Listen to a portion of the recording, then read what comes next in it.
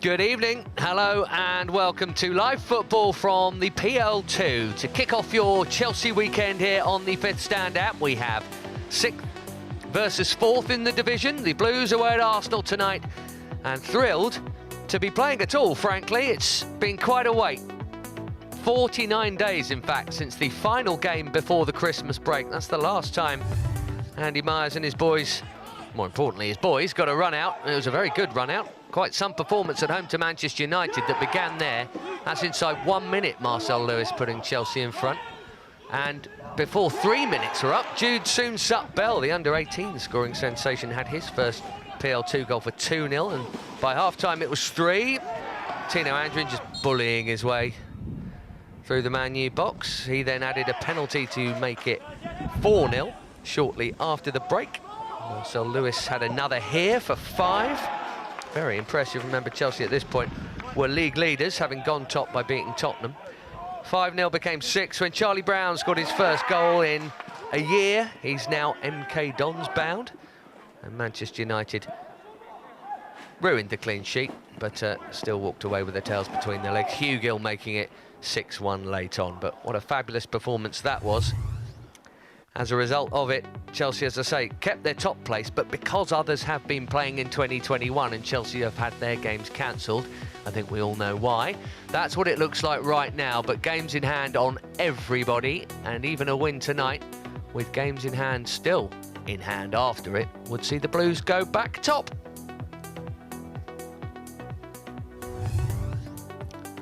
Well, here they are, the Gooners.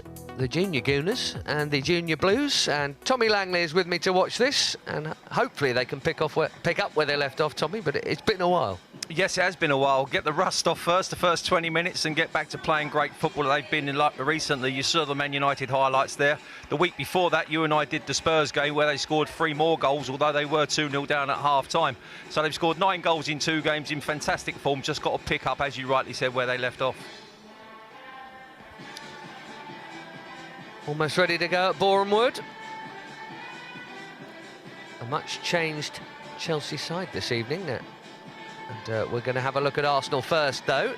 Managed by Steve Bold, of course. They've got Reece Nelson starting tonight. That would be the headline news. A couple of team changes for them with Alex Kerr coming into their defence. Balogun up top has been making some headlines lately. He's their top scorer. And interestingly, he is their captain. Now for Chelsea here, there's going to be a debuting goal for Ethan Wadey, the American who's 19. Yet another keeper being used. It was Petr Cech not that long ago. And the return of a couple of boys, older heads that we haven't seen in a while. Dujon Sterling and George McEachran getting a game for various reasons. There's no Andrew Pert Harris. And sadly for Dinel Semiu, he's absent too, having been ever present, playing every minute this season. So Levi Colwill, we believe, will take the armband tonight.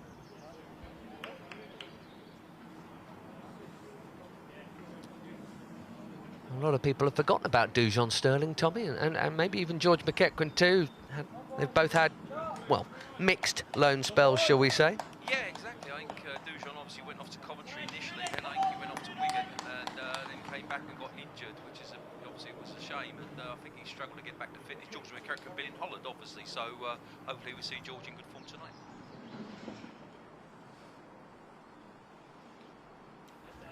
Looks like a late change here. George Nunn. This must have happened somewhere in the warm-up, but George Nunn is playing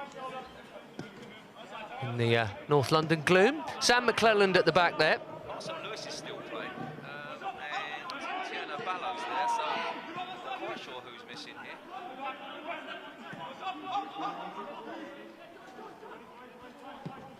So Arsenal have played a couple of games since this new year began, whereas Chelsea, as we know, have not been playing. But yes, it does look like George Nunn has been drafted in right at the end here. Marcel Lewis is still there, and Fia Bamer up top.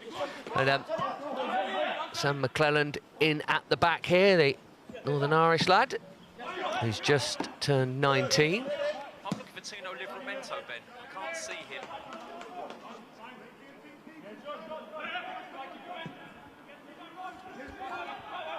They've had a good win already this year, Arsenal, 5-0 over Brighton. They had a 1-1 in the mini derby. Now, Marcel Lewis here. Good feet, good chance, shot on target coming in. And the first save of the game for Hein was Tiano Ballo with it. Lovely footwork here from Lewis, scampering on. That's very him, isn't it? Picking up that kind of position. And, shame about the finish in the end from Ballo, but promising.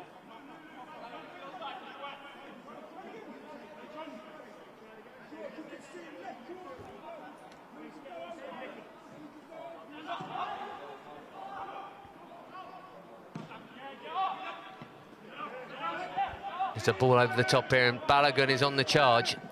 7 goals in the PL2 this term, follow Balogun. And Arsenal have a corner, Tommy. Yes, they do, Ben. Yeah, did well there, Dujon Sterling, getting back there. Balogun made a great little run in behind, good pace, but Dujon, we know he's blessed with great pace himself, got back and sniffed off the chance. But good move from Arsenal down at their left-hand side.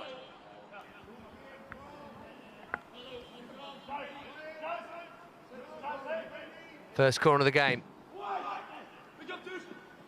And it's a decent ball in, actually. Muller got up there, but suddenly on the scamper, this is Tino Livramento getting to play a little further forward tonight. Fia Bema. The blast coming from McEachran. Only had 3 appearances on loan in Holland at Maastricht in the first half of the season, so he'll just be thrilled to be playing any kind of football, to be honest. This is Patino.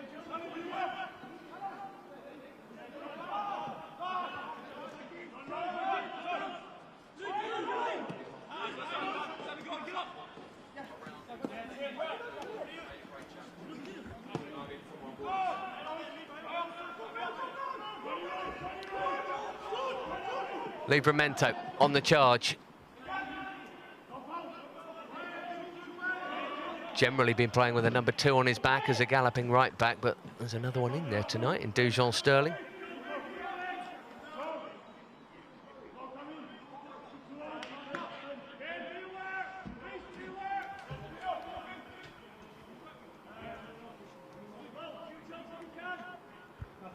One corner each.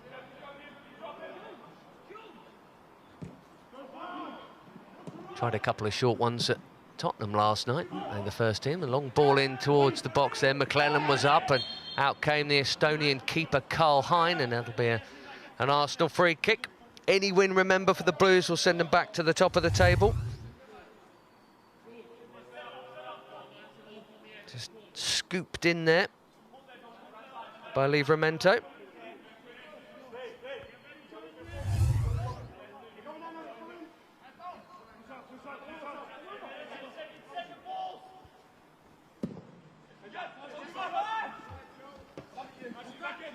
Levi Colwell with the header clear.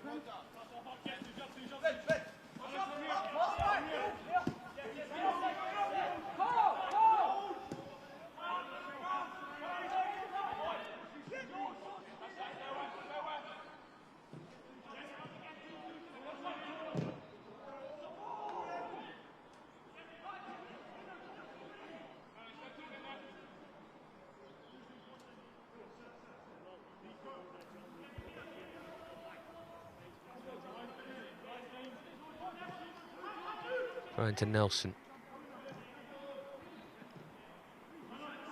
Here he is again. Not getting so much game time at the moment for Arteta, Reece Nelson, but has had plenty. Actually, his next Arsenal appearance will be his 50th first-team appearance, Reece Nelson, which sounds a lot. I suppose they play a lot of Europa League football at Arsenal. A competition in which, follow Balogun, incidentally, has got a couple of goals having come off the bench. So they have got a couple here who've had some first-team experience.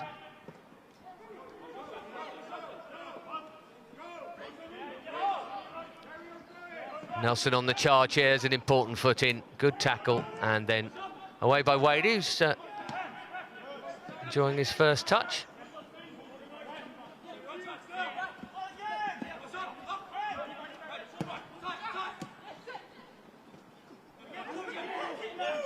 Arsenal here with Patino and now Halebiusu, and they build again.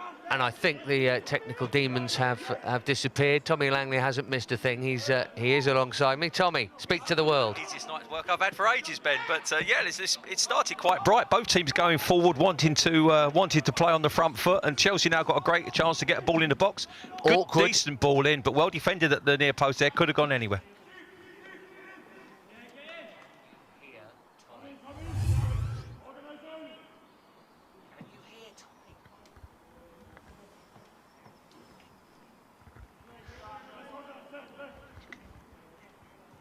Third corner of the game.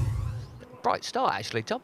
Yeah, both teams, I said, looking to get on the front foot. Dinzé, yeah, did really well to get across that near post there, because he was coming in. Fiabama was coming in to finish that. Good hands from the goalkeeper there. Clears the danger.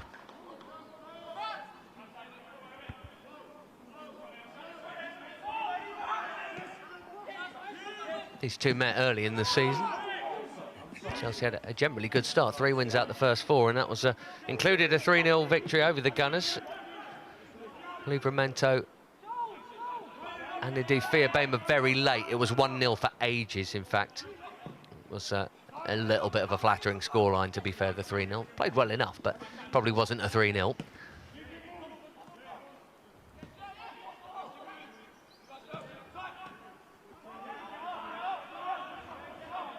I'd imagine, Tommy, that Tino Livramento will enjoy being able to maybe get even further upfield. Yeah, although Sterling might fancy it too. Could be a fight to get forward, but no, he'll spread his wings now. We saw him on the left wing early in that in the first 10 minutes here, breaking off and playing a great ball in field, and he's very bright, and his pace gets him out a lot of trouble. That's handball. That should be a free kick there, but not seen by the referee. But I love watching Tino play. He's full of energy, but great quality as well.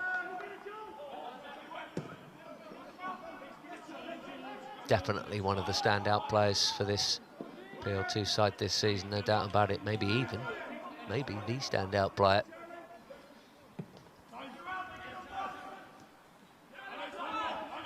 It's funny, Ben, you look at him now as well. I watched him in I think it was his first game for the PL2 team at Wolves. I think we did the game together, and he looked like a little boy. I'm looking at him now, he looks like a man. He's a beast, and he's a really big, strong boy, and as I said, great pace.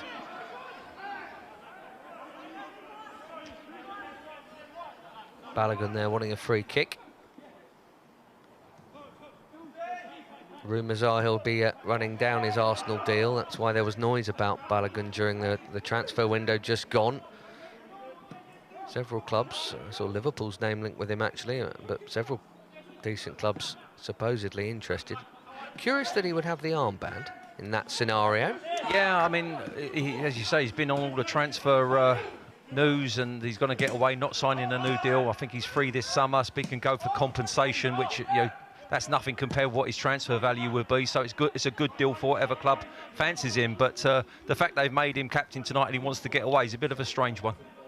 Sterling finding Livramento. Ballo here, cutting it back. Chance for Fiabama! Oh. And it's a good chance, but he slashed it and sliced it, and he's missed it.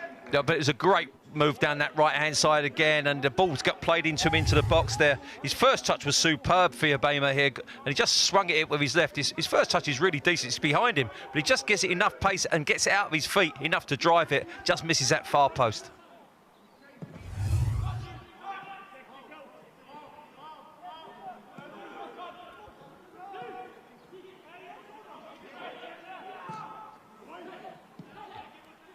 Here's Lewis. Oh, lovely footwork. Nicely done. Another chance, this time it's in. Knocking at the door 3 times over early on here, Chelsea, including the first chance for Ballo. This one he's taken. It's been a really sharp start here, and it's 1-0.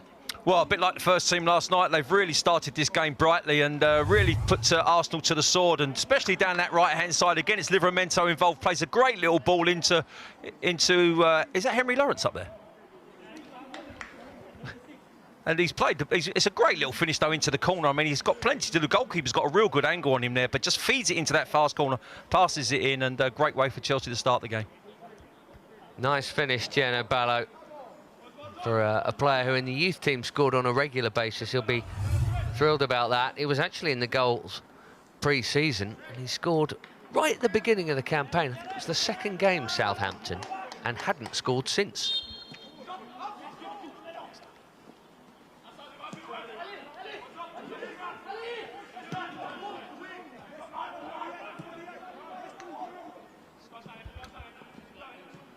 Well, a lovely start. And a good game. And Livramento again forward here. Bala the goal scorer. That'll feel good. September's a long time.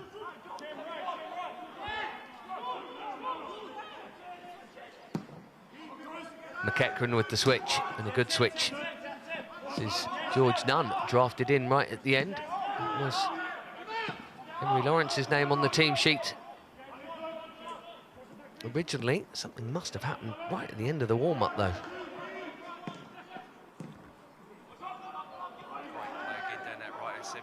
Crisp one-touch passing and really putting Arsenal, they can't get hold of the ball, can't get near the ball at the moment. The pass is so crisp.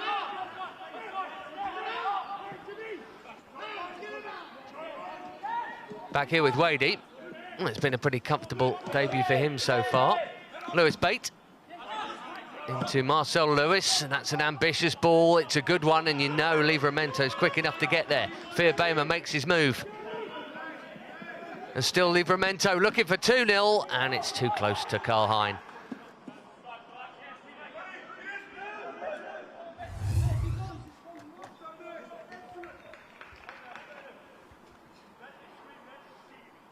Shame about that. Didn't really get hold of it on his wrong boot. Calmly done by McClelland into Colwell. Another one of those ambitious passes. This one just a little too ambitious, as it turns out. He can catch most things, Livramento, but not that one.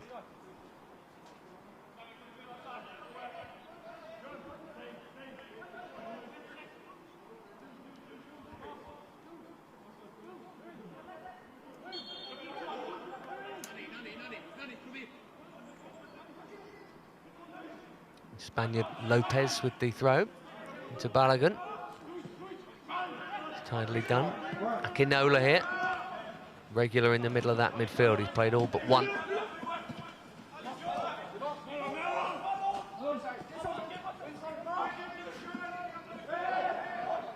Lewis just muscled out of it by Aleviusu.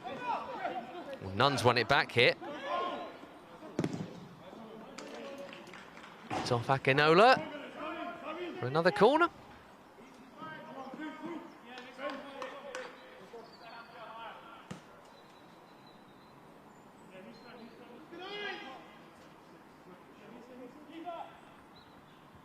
There's been plenty of these.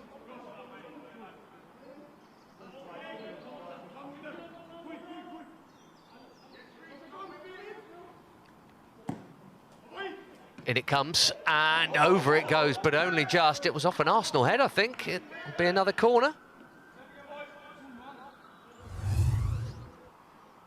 Yeah, it was a great ball into the middle of the box here, and George Nunn jumps for it here, and I think he gets the first contact, hits the Arsenal defender on the shoulder and goes over the bar.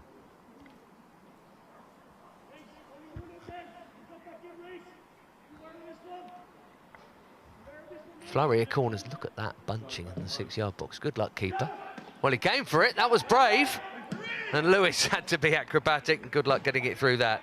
Yeah, I mean, he tried. All he could do was try and lift it over the defenders. There's so many bodies in the 6-yard box there. Goalkeeper, as you said, was nice and positive, but his handling was poor in the end. He's come through a crowd of players here. He's made his mind up very early, and he gets there, but drops the ball. Unfortunately, Marcel can't flick it over him and into the net.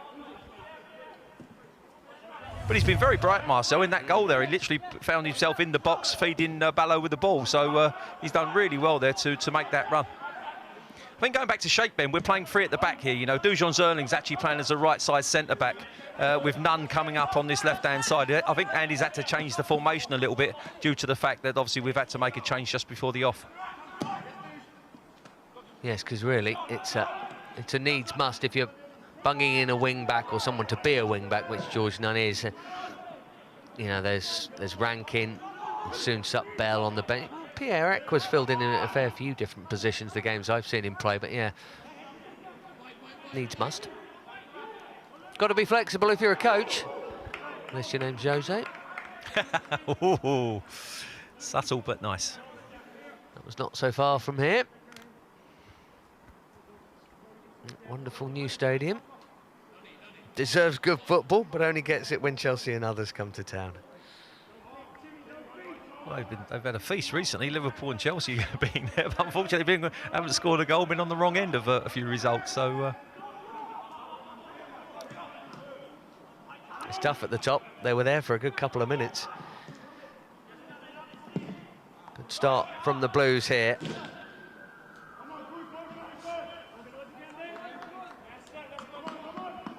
One of 3 half chances in the opening 10 minutes taken by Tiano Ballo.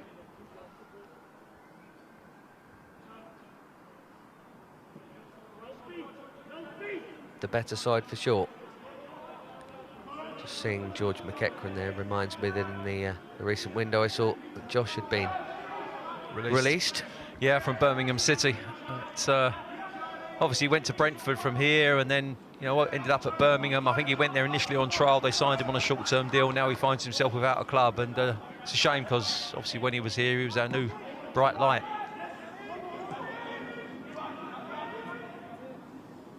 Crazy for a player with a left foot like his. Just a thing of beauty for sure.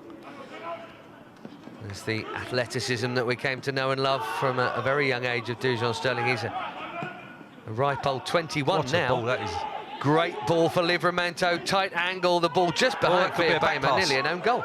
Well, the referee's not seen it as a back pass, as you say. It was near an own goal from the young left-back Lopez, the Spanish left-back here. And again, it's a great ball to Livramento. He tries to pick out Firbama here. And you see the fullback's getting back, just plays it back into his path. For me, that is a back pass, by the way. That is deliberate. In which case, they've got away with one. It was quite a tough cutback because of his positioning there. He had done very well to thread it through. In fairness to Lopez, he got where he needed to be for where that cutback was likely going to go for either Firbama or Lewis coming in. Lebiusuk into Akinola. Strange though, Ben, if, again, going back to just touching on last night, we were so strong down that right-hand side in the opening half. I mean, they really linked up well. Mason, Mount, Hudson-Odoi and obviously Reece James. And we're doing the same down there. Dujon Sterling, Livramento, Ballo's been involved, and we seem to be overloading the right at the moment and getting away with it, doing real well. Good pressure on the ball. McEachran gets a toe in. Here's Ballo. Maybe a chance for a second. Let's push Firbama a little wide. Still an attack, but Arsenal are back in shape now. None. It's back from Bate. Not actually been as big an influence as he usually is by this point. Lewis Bate, he tried a little trick there, didn't quite work. Again, talking about enthusiasm and talent, this little man epitomises them comments. I mean, he really is full of the joys of spring, and he plays with a great enthusiasm, and as I said, he's got a lot of quality added to that. This wasn't his best though. Just trying a dainty manoeuvre that has got to be so perfect when you've got about 18 inches to play with. Well, exactly, that was the problem. He had no space in behind. That's where he does his usual neat and tidy footwork in the middle of that midfield. Very quiet 20 minutes for Ethan Wadey. Only played once for the youth team this season. 5th different keeper to be involved at PL2 level, from 16-year-old Sami Telemkani to Petr Cech and Ziga, and Bergstrom, and now Wadey in between. Actually had a bit of a loan spell last season, Ethan Wadey. Played for Dartford 10 times in the National League South, so that'll have been good for him. Yeah, men's football, and as you said, it grounds you a little bit, and you certainly learn a lot from it, but I expected him to be tested a little bit more tonight, Ben, I have to say. I mean, Balogun up front, Reece Nelson, played, as you say, nearly 50 first-team games, so I expected a little bit more from them two tonight. It's a long way from San Jose, California to the National League South, isn't it? That's the journey Ethan Wadey's made, but he wants to make it. Here's Lewis. Chelsea looking for a second. Oh, and plenty of bodies forward for Firbama. Deflection, another corner. It could so easily have been 2. Well, again, it's Marcel Lewis popping up in that right-hand side. I mean, normally he plays on the left here, but he's all over the place. He made the first goal, and he's great little bit of movement. He picks the ball up here, as you can see, plays it out wide, then gets himself in the box. Does really, really well, and again, creates an opportunity, but That's a great little dink there, and unfortunately, it's a good block from the defender. Can't hit the target. Hine on the grab, their regular goalkeeper at this level. They haven't had such chopping and changing as Chelsea have.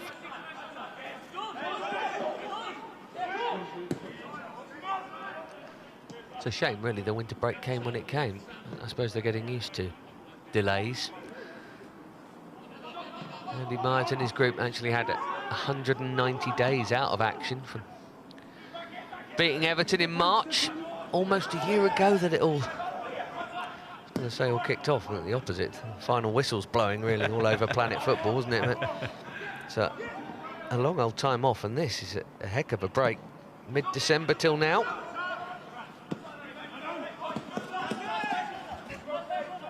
Seven weeks without a game. They do generally at academy levels. They do always have a couple of weeks off, don't they? From just before Christmas to just after it, but.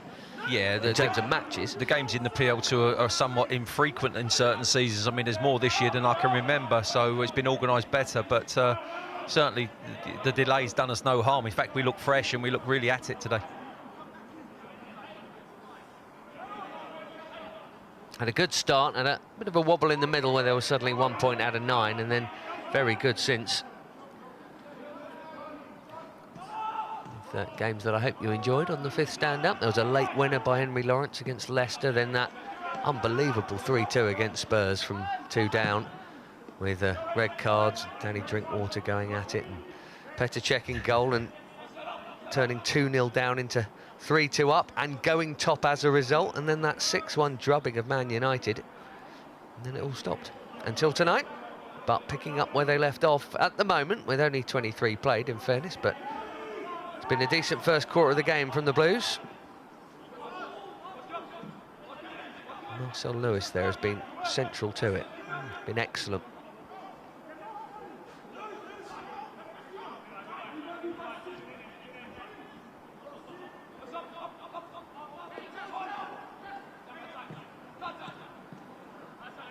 Patino into Muller, the big Swede. He's not got involved at all. And Balogun may be good, but it will do well to get round Dujon Sterling.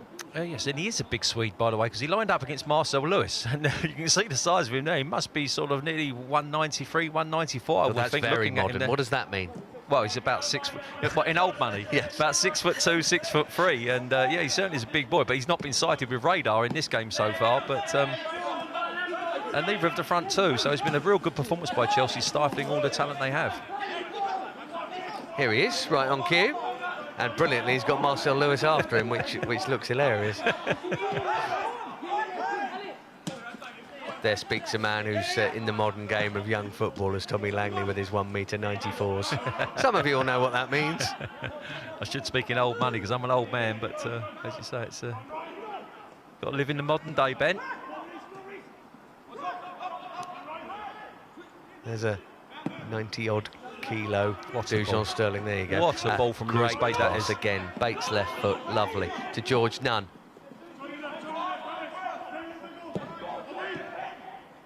Lewis with the cross. The bounce has done for Bates, and here's Nelson. Needs some help. Nicely done.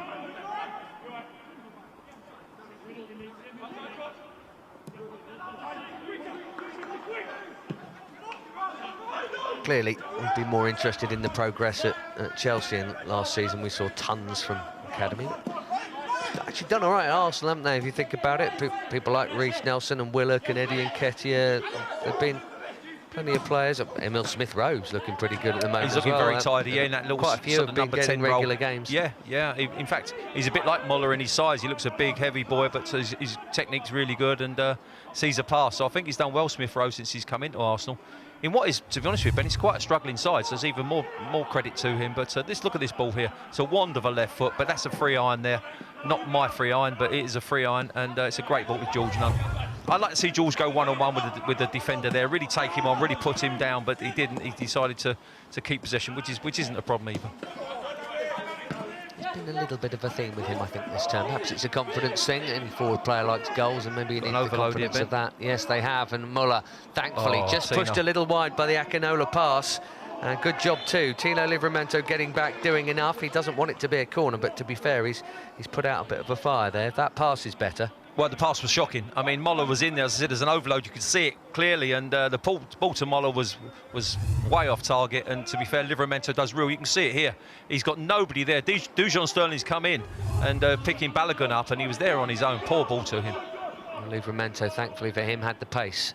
Oh, Nelson, great brilliant footwork from Reiss Nelson. That was brilliant. It must be 1-1. No, it won't.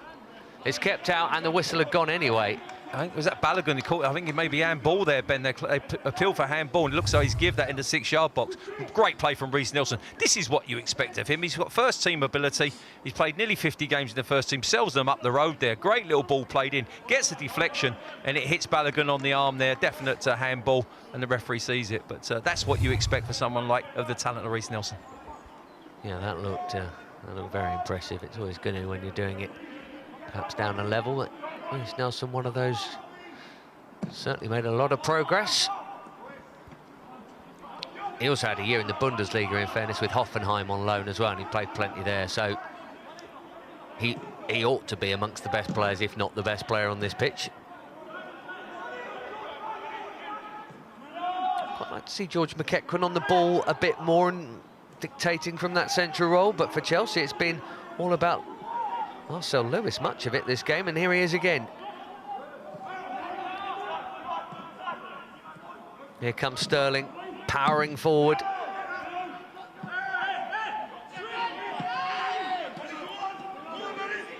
Sprints on. It's Lebiusu with Cottrell. Hasn't been involved either, and he's a good player, Ben Cottrell. Is that a foul? Oh. Yes, Ballo on Nelson has been given as one anyway. Yeah, I think he's made contact with Reiss Nelson, but I think he's also won the ball at the same time. I don't know if it was before he made contact. I think he wins it with his right foot there. As Reiss cuts in, look at Ballo coming across there. And I think he gets a toe with his left foot there. There's contact, but that's a soft free kick for me. Just before that, give George Nunn some credit. The right back was in, and George has made real good ground there to stop him actually getting into that final third for Chelsea. Well, this is a very tasty position, and we talked that Ethan Wadey hadn't had much to do. He might have some work to do here. I'm sure Reiss Nelson will be pulling rank. Big exhalation he's from him. Behind the wall from this angle. He can't be, but...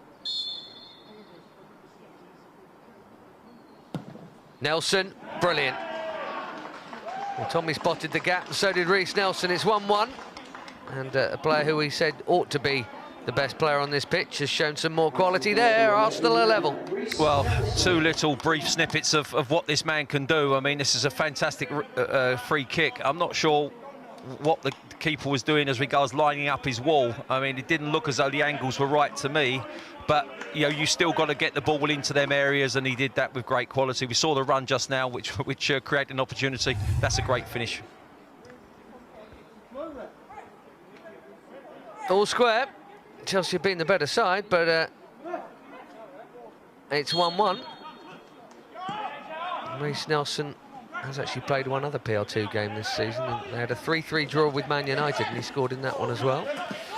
None. Turns out it was a costly foul, and if Ballo did get a good touch on that ball, maybe that's a little unlucky. George Nunn wanted to get on with it. I don't think there's any doubt that Ballo got a touch to the ball, Ben. Whether the first contact was with Reiss Nelson, that's the debate. And is he booking him for this? He's booking Lebiusu, I think.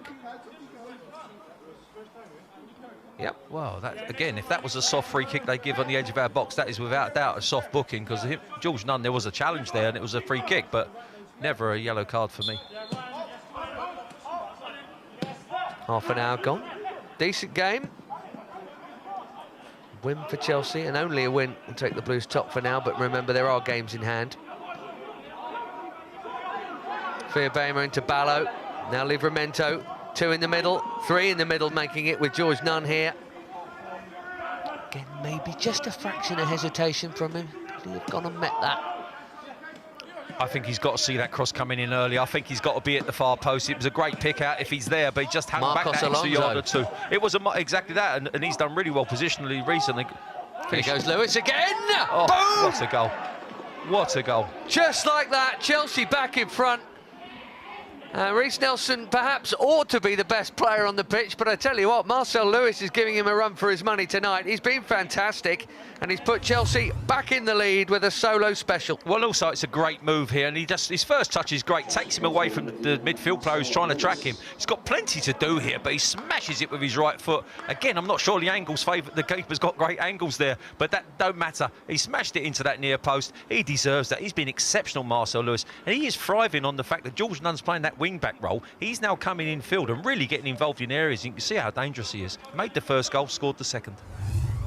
Yes, it's freed him up, hasn't it? You're right. He's got number 11 on his back, but he's playing like a number 10, really, with a bit of licence, even though Ballo has that too.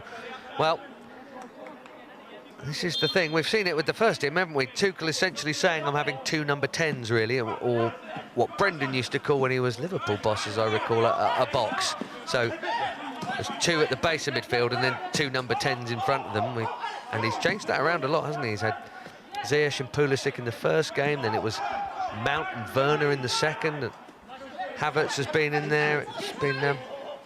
It's working. It is working, and I thought last night Mason was exceptional. I thought his work rate was tremendous, but his positional play was great, and he was getting in them sort of gaps and spaces in between the lines, as they say, and they're really creating problems for Sissoko and Højbjerg. And you've seen it here today with our midfield players on a similar thing. Marcel Lewis is getting in advance of the midfield defenders and really troubling that back centre halves, and they can't handle him.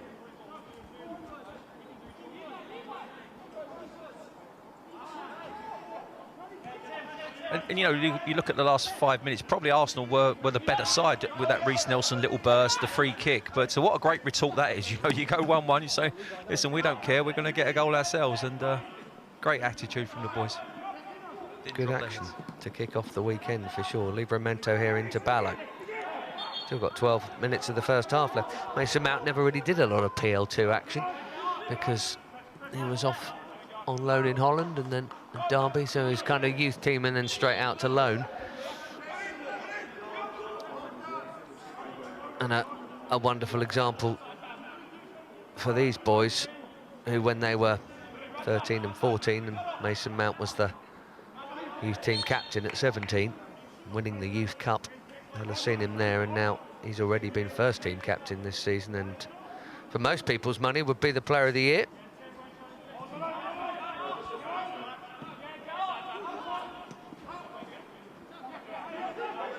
McClelland, not frightened of hitting these passes. Good first-time ball from Nunn. Well, it's a great out for them, George Nunn. I mean, he is keeping the width for the team, and you've seen Lewis Bate hit a great left footer with a free iron there. On that occasion, McClelland hit one a little bit longer, and it's working, that switch of play. Lopez bursting forward.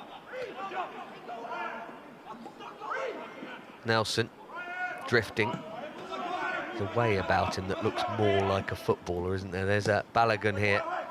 That's surely too long. And Dujon Sterling, enough nous about him to know that he doesn't need to touch that. Yeah, it's a bit of a nothing ball from Balogun there. He's cutting on his left foot. He's Moller, who obviously we just made the point, is a big lad in the box, but he just floated the ball in there and aimlessly, and just let it drift out for a goal kick. Had a lot of injury problems last year at Wigan.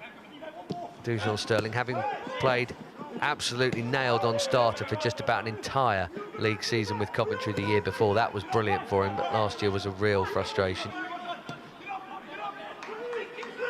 Now, look at this, Livramento, and they're pouring forward. Ballo's in there, Lewis is in there, and it fell to Marcel Lewis. I say it fell to him, it slid across him very quickly and off his inside of his boot. Yeah, the ball from Livramento had so much pace on it, and he couldn't get his feet in order, and he couldn't just about. What a great bit of forward play this is.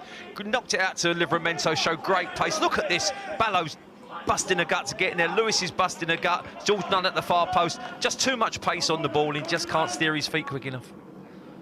I wonder if that, yeah, I feel like he might have gone with the other foot. With his swinger. Yeah, he just booted one in. Yeah, I think with his right foot he could have come in, and but he decided to go with his left, and obviously mistimed that. But again, fantastic pace in the attack down that right-hand side.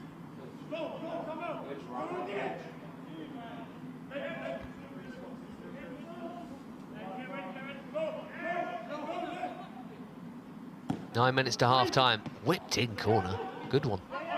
Arsenal head on it first. Sterling Last man back here.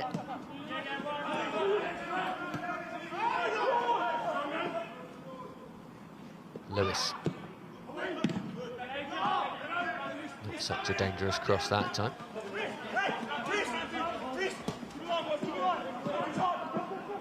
Sterling sprinting across to deal with it. Nelson closing down Wadey. 36 minutes in, I don't think they've realised that Dujon Sterling's as quick as he is, because about 3 times they've tried to run him in channels, and he's just absolutely murdered them for pace, and that's a Chelsea throw-on.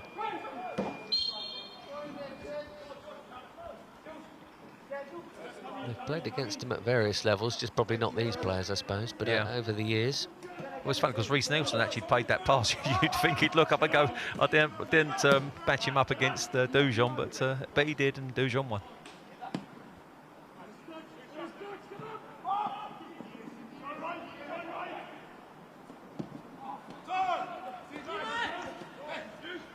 Nicely done.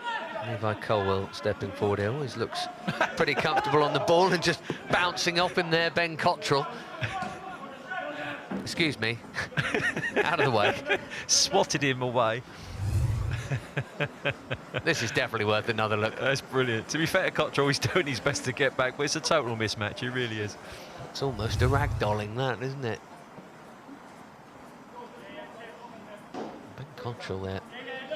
Shaken perhaps a little. They're number 7. He's not a big chap. And he's played every minute of their season. He's scored 4 goals. He's normally quite influential from what I've been seeing, but not been able to get involved here so much.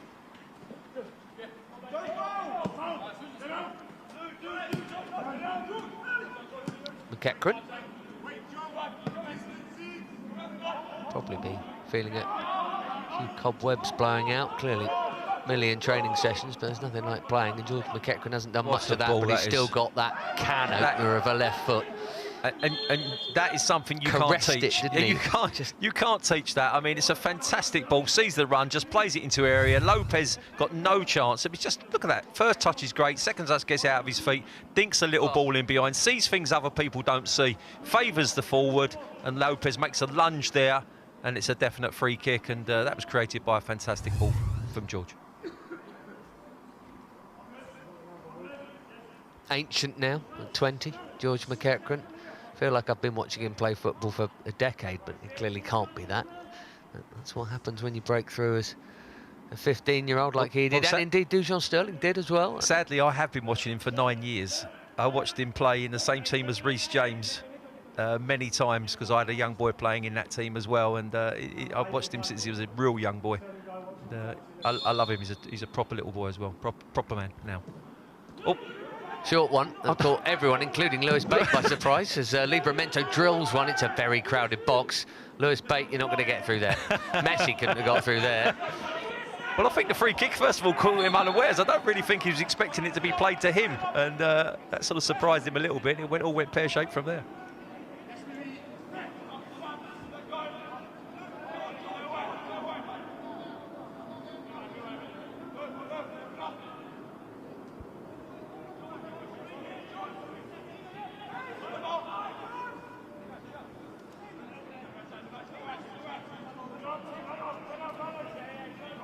Nelson on a mazy run. 5 minutes to the break.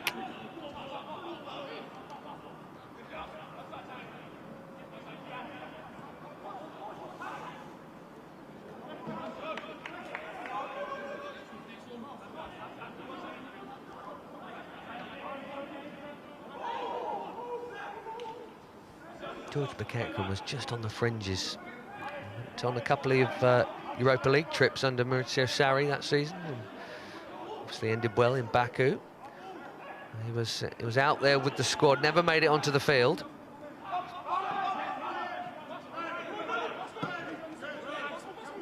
You hope there's a place for someone with a left boot as beautiful as that.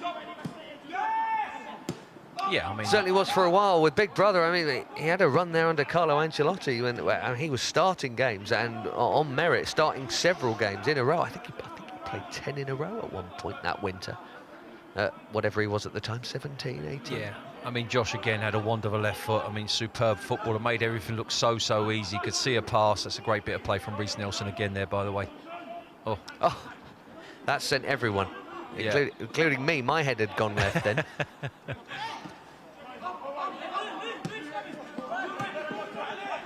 But football's a cruel game, Ben, and you know, George has been away on loan, and sometimes that works, and some other times it doesn't, because Billy Gilmore's come in and sort of been that young man now who's going to step up to the plate and maybe superseded him a touch. So now he's got to fight to get back in front of Billy in particular, and then you look at the pros who's in front of him in midfield, you know. Jorginho. Exactly, Jorginho and Kovacic and Kanté, and you know, he's got a lot of talent to get past. But as I said, I really like him. He's a top man.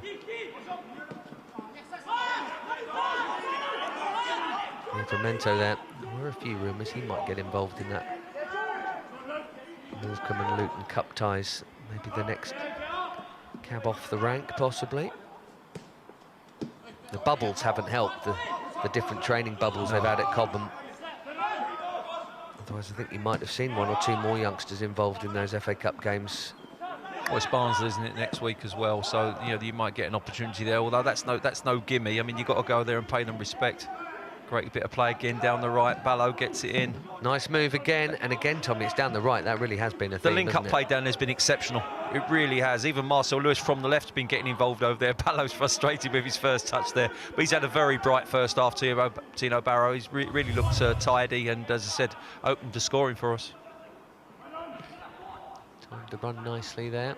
Akinola getting in the way before the block came in from John Dinzey. And there he is. Incidentally, last time we saw him, he was playing for Spurs, right through their youth ranks. John Dinzey Really? Crossed the divide. Not often you see that happen. Even every now and then. There was one that went from Chelsea to Arsenal recently. I've just forgotten his name. Zach Medley, I think his name was. Anyway, here's Reece Nelson. Oh, great tackle. Well done. George McEachran again. You talk about his great talent on the ball. What a tackle that was. Not the first thing he'd associate with his game.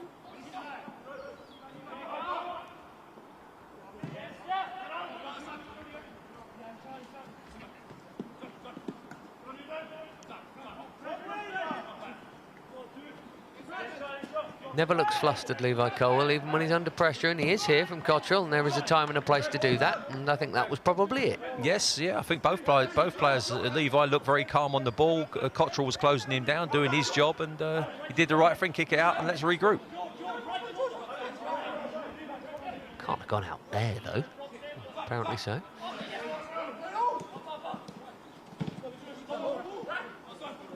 Again, George McEachran there trying to burrow away, and again George Nunn getting involved with sliding tackles, and I think this last minute's crucial. Got to make sure we go in with this one-goal lead at least. And it wouldn't be flattering. Be well deserved, I think. Well, Arsenal have had a good 10 minutes, that's all, in this opening 45, and in that time Reece Nelson had the good run and they scored from the free kick. Apart from that, Chelsea have bossed it. Here is Dinzey.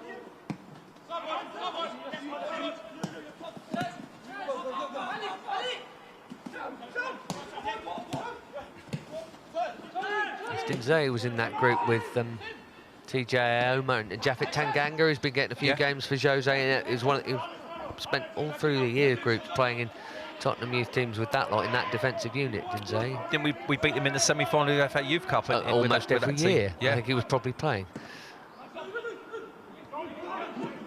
Bait onto Lewis. Oh, that's a promising pass. Keeper's going to come. Keeper's going to get there. I just thought he might be a little late off his line, and Livramento is so fast that if there was any delay, he might have nipped in. But again, it's Marcel Lewis. Lewis. 2 minutes. Yeah, I mean, there's been many stoppages, haven't there, in this first half? Not real injuries, but Marcel, 3 goals, I suppose. Yeah, well, I suppose that's it. That's the key. But Marcel Lewis again, superb in that midfield area. If they're quick. Not quite Lewis Bates' best. He's a fine passer himself, Lewis Bates.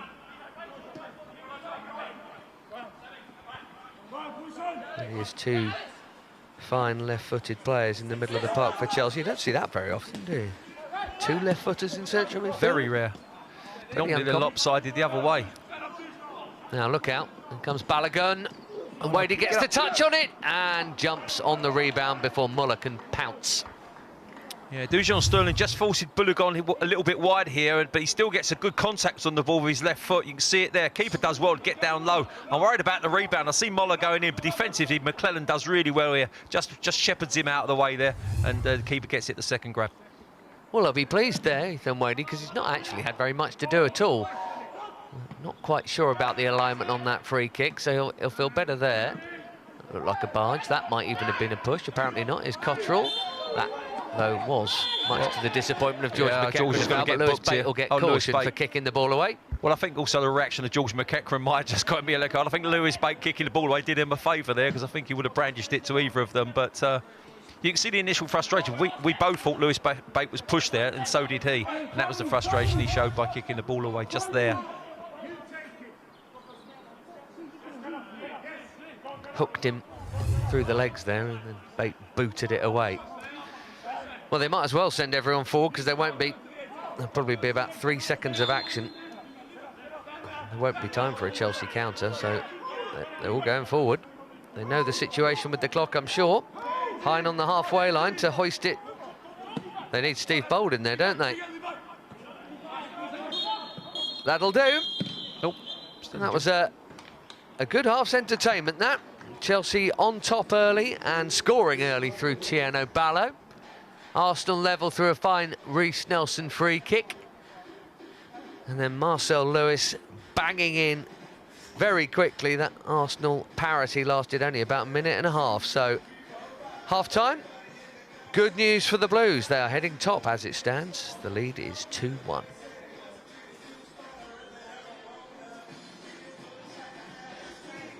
Here to and backwards in time. We've mastered time travel, Tommy and I, so that's good. Back to Tottenham versus Chelsea from last night. Have a look at this.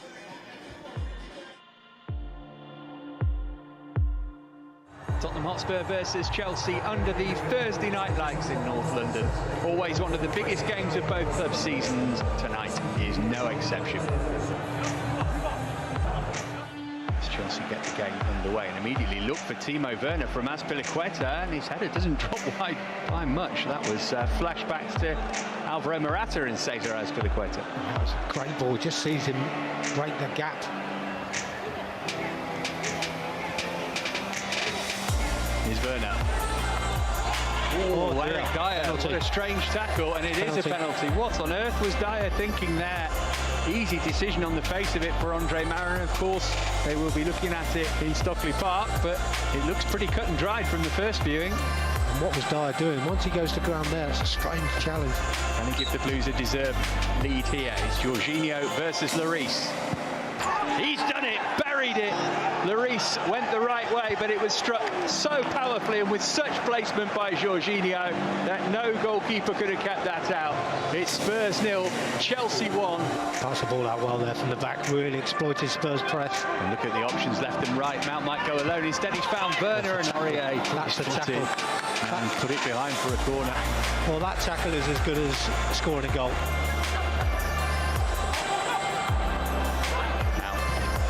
Put in toward Pulisic. Good save.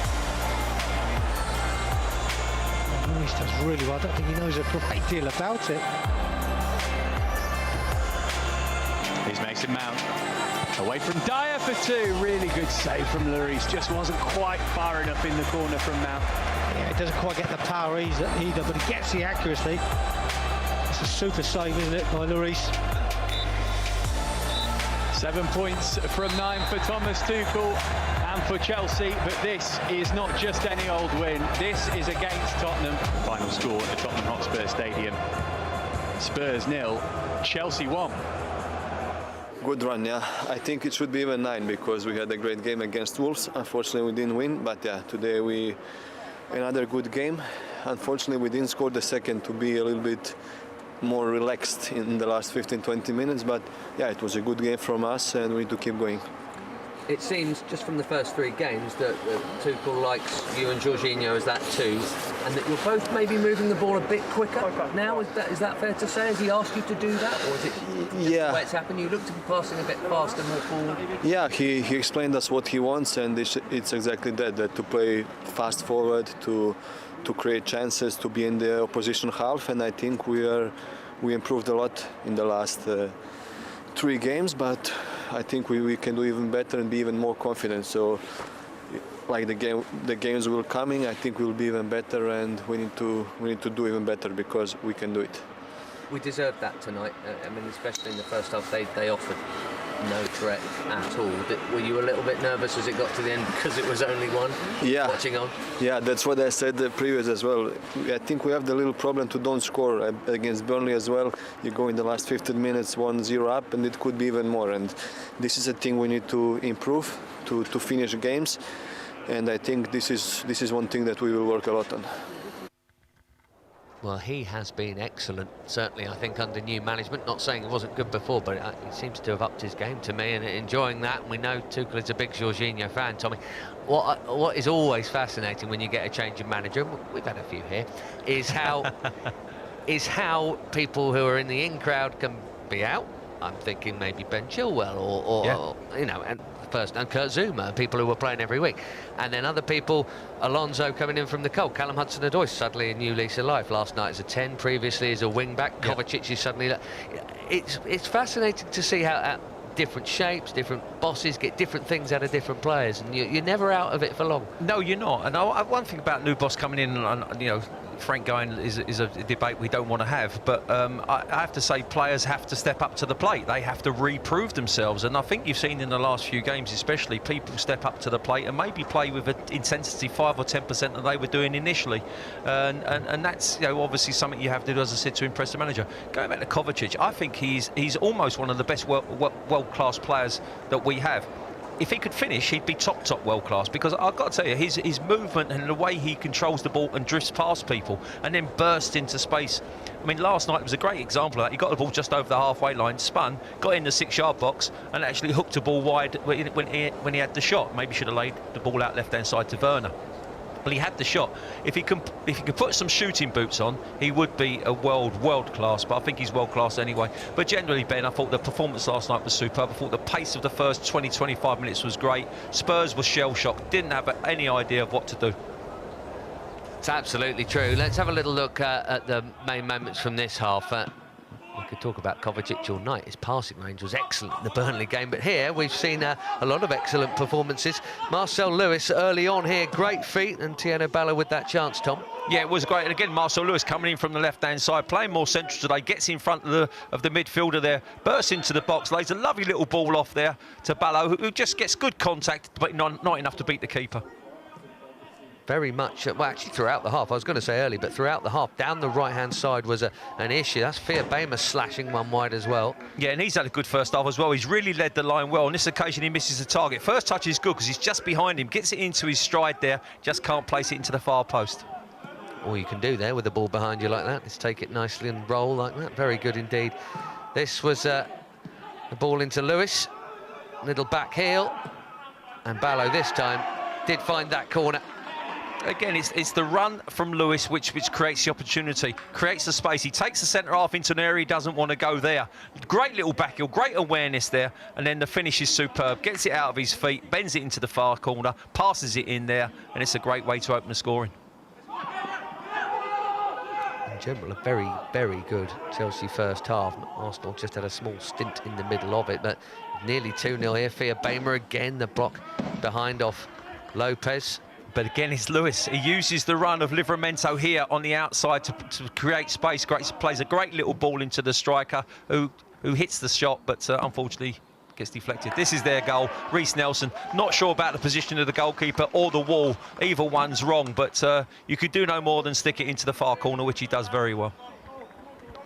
Yes, it looked from our angle as if both wall and goalkeeper were kind of looking at the same side, but the football here, neat and straight away up the other end. Lovely little move, and a confident Marcel Lewis making it 2-1. Well, if anyone deserved to score tonight, it was him in his performance. I mean, he's been excellent. We've seen already from the clips how involved he's been. His first touch was great, takes him away from the midfield player, looks up here, not a lot on for him, decides to have a strike.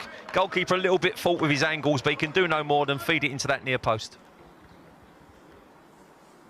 Well done, Marcel Lewis, one of a number of Blues playing well. I think standout performer here is Chelsea. find themselves halfway to being back on top of the league after a long time away from the game. Now, just before we continue with the second half here, let's go back to first team duty. Thomas Tuchel has been talking to the press ahead of what is suddenly a tougher game away to Sheffield United this weekend. Will be very tight for Sunday. It's only 2 days recovery, but it's too early to give a diagnosis because I just saw him very, very quickly in the dressing room with a big strap around his muscle. So we have to wait until tomorrow so we can confirm. But I think for Sunday it's a big doubt. I don't think he can play. I was just happy that we won, and I was again happy with his performance. And you can be very sure that Mace leaves his heart on the pitch for Chelsea, and this is what we need. He's an absolute team player, and he is still young, and he is still room to improve. But I told him, don't worry. There's of course you can be more decisive and even more dangerous with your decisions in the very last 20 meters of the match. But if you have to suffer, we suffer, and then we defend. And he was and for that I'm very, very happy with his performances. And I told the team this is a good feeling. If things get complicated, or if things are not too easy with a second and third goal, we have to experience moments where we can finish a game like this, and you have to experience it. It's not enough if the coach tells you, and this is what we did today. And okay, today we played with Mason coming from a number 9 and dropping to a number 10 position because we wanted to have two wide strikers and find Mason the spaces in between the lines. He did good. We have a lot of reasons to have a smile on our faces, even if we work hard. And suffering together and working hard together and experiencing victories like this is the sweetest feeling that you can get, and that brings you joy. And the team works like this every day. Is a real pleasure to see them out on the pitch every day, to see them in the dressing room. The guys are like this, and I like this a lot because I can feel the group. I can feel a strong group with a strong bond and a very good atmosphere. And this is also necessary that we push each other, and that we really live the feeling that we are together, and that the guys live this feeling and push themselves. I cannot influence other results, and I cannot influence what the other teams do. I know that there are too many teams between us and the Champions League places. And like I said in the question, it is maybe boring for you guys, and I can understand. But I simply know no other approach than to take it step by step. And the most important is now that we don't lose the focus tomorrow, and to take care about the guys who were not on the pitch today and get a lot of attention. So we have to take care about them tomorrow, and to take care about our quality and our atmosphere in the dressing room, that we are able to compete again on Sunday. We have only 2 games. Maybe we need some changes to be sharp again, and to be physical again, and that we are able to compete on the highest level in the next away game against a strong Sheffield and very physical Sheffield side which won the last games. And this is all we focus on, and the rest, we have no influence on the rest, and we have enough to do to take care about ourselves. It is a very, very quick turnaround indeed, isn't it? They played 48 hours earlier, incidentally, Sheffield United, and they beat West Brom. Fifth standout, remember it's a funny late Sunday kick-off at 7:15 at Bramall Lane. 6:05 is the time. I have to say I'm slightly concerned because I was at Bramall Lane for that absolute, I nearly said something rude there, terrible performance from Chelsea last season, 3-0, and we were worried about top 4. They didn't win again until they played Bristol Rovers in the FA Cup a few weeks ago, and I was at that game. It was about 6 months apart, those were, and so I'm beginning to worry if I'm their lucky omen. But Yeah, we're going to take your car keys from you, mate. I think you're staying down here. they've suddenly won, Tom. 5 games out their last 7, having not won in 6 months, Sheffield United. It's a different prospect, isn't it, going up? I'm not suggesting that Chelsea aren't, you know, favourites, because they will be for the game, but playing Sheffield United a few weeks ago would have been different to playing Sheffield United this Sunday. Yeah, I mean, listen, I think Chris Wilder's done a fantastic job there to even get them up there. I mean, they're doing everything on a budget, and you know, I think they're overachieving. But yeah, it's going to be tough at the weekend. They got their tails up a little bit. Obviously, beating West Brom's a great result, being a goal down as well, and getting back to win 2-1. But they need points desperately. We need them desperately for a different reason: top 4 and Champions League football. So plenty to go on at Bramall Lane at the weekend. But I can't see anything other than a Blues win, to be honest. Let's hope so. One thing you would say, as well as talent and quality players, you need a bit of luck when you're a boss. And just looking at the fixture run that Thomas Tuchel has had, obviously Wolves at home, Burnley at home, Tottenham without key players playing like that, Sheffield United, and it's Barnsley. You know, yeah, it's a handy time. And what he's also had beyond any of our control at the same time is Leicester, Everton, Liverpool, Manchester United, all dropping loads of points literally in the week he comes. And suddenly, when you're like, we're 10th, and that top 4 seems miles away, and suddenly it's 6th, and top 4 is not miles away at all, and that's in 1 week, never mind 4 months, which is what there's left of the season. I mean, it's a crazy season. Well, that's Ben, exactly that. I was going to say a crazy year. I think no one's done a pre-season. It took teams a long way to get into their pattern of play. Obviously, ourselves, with new signings especially, I think, 6-7 new signings. You know, we found that difficult as well, and it took a while. But, you know, you can certainly see the embers of a proper team being built there, and hopefully from strength to strength, and Sunday 3 points at Bramall Lane. Let's hope so. Here we've got 3 points currently in Chelsea's possession, but by the narrowest of advantages possible. A well-deserved 2-1 half-time lead for the Blues. And just a reminder, if you weren't with us at the top of the show, I've got games in hand on everyone at the top. 4th at kick-off will be top with victory here, and we'll still have 2 games on hand on one of the teams up there, and a game in hand on another. Arsenal 6th at kick-off here. They have the dangerous Reece Nelson, who's already on the score sheet.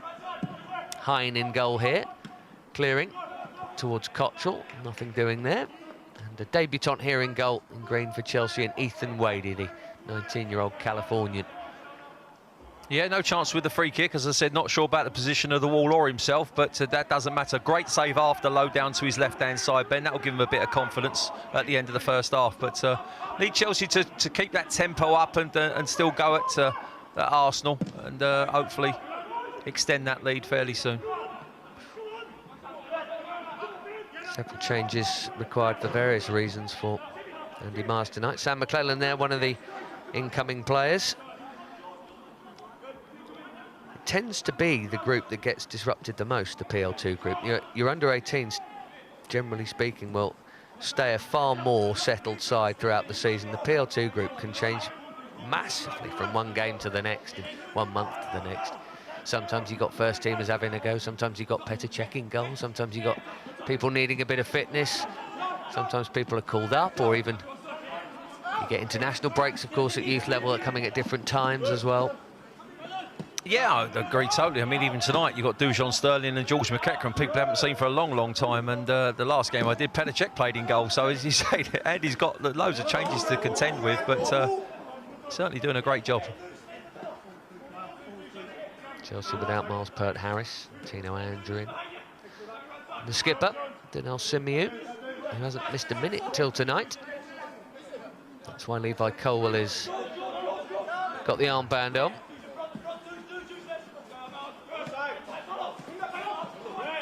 Akinola was strong, shrugged off Ballo, then Bate. Cottrell back to Patino. There's Akinola again. They didn't do much of this in the first half, Arsenal. No. I was just going to say that they've come out with a bee in their bonnet. Obviously, Balogun's there doing his tricks. Reece Nelson getting involved. The midfield have started to boss the game a little bit and force Chelsea back. Yeah, not that it's ended with any penetration yet, but that was the sort of the best they've moved it through midfield all night long. Here is Nelson. Bate just dropping off, making sure the shot wasn't an option.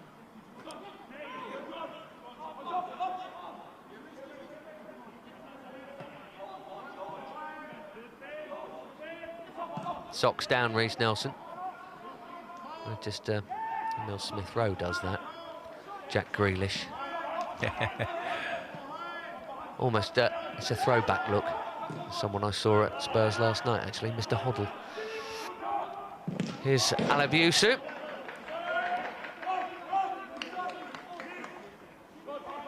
The opening 3 minutes certainly up the ante a little bit here, squeezing up at Chelsea, forcing Chelsea back with good crisp passing, good movement down the right-hand side, and in that case, you say Alabusu cross in, but well defended. I think it was George Nunn got back, and but dangerous set piece ahead.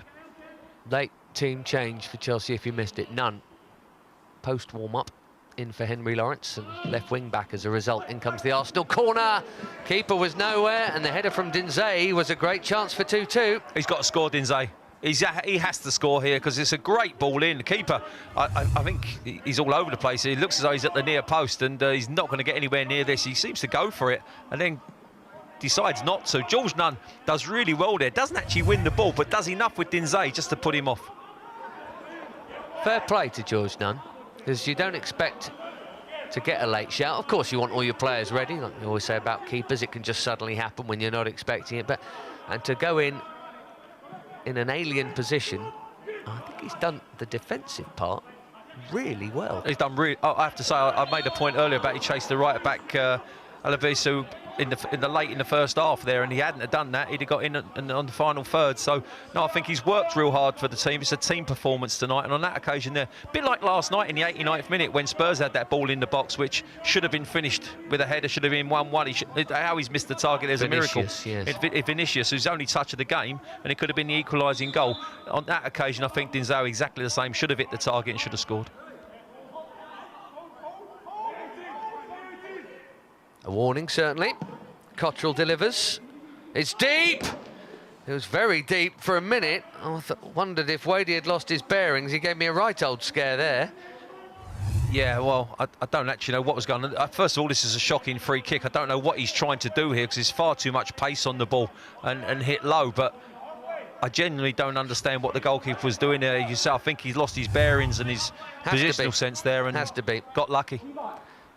Maybe just being safe on where his far post was, and better to be safe, I suppose. And sorry, but that was a long way wide, and a poor free kick. That is a foul from Dinzé on Tieno Barlow. It's got to be a yellow card for me as well. I would have that's cynical. thought so. I don't know how he could possibly be arguing his case to the assistant. Looks like he's going to get away with it. Again, Tino Livramento, fantastic. Takes 3 people out of the game. Barlow here, bright. That's a cynical free kick, and finish. And whistle's gone. No, it's gone for goal kick, yep.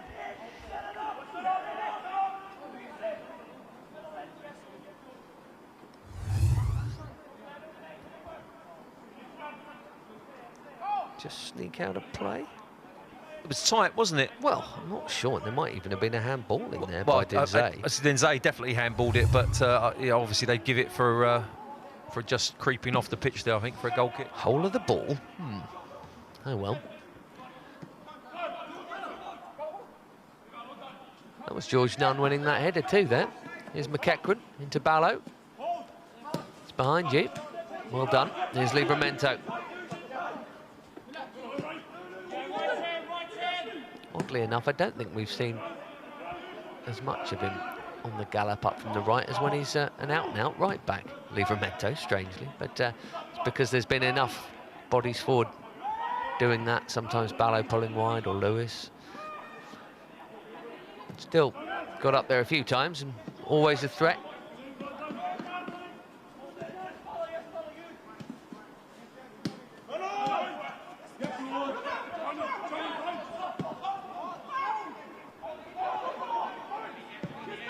Bama doing the closing down. And then Nunn just got sucked in a little too eager there. But he's got a chance now to... Cottrell. Well, Alabusu there just played the ball forward, got caught in a forward position. When he got played to George, I thought there's a big space where he's just left the right back, but unfortunately George didn't turn quick enough. Nelson Here's Elebiusu. Nelson's kept on running. Bates gone with him. The cross comes in towards Big Moller in the middle. Yeah, good defending from McClellan, though, wasn't it? Saw the danger and got it away.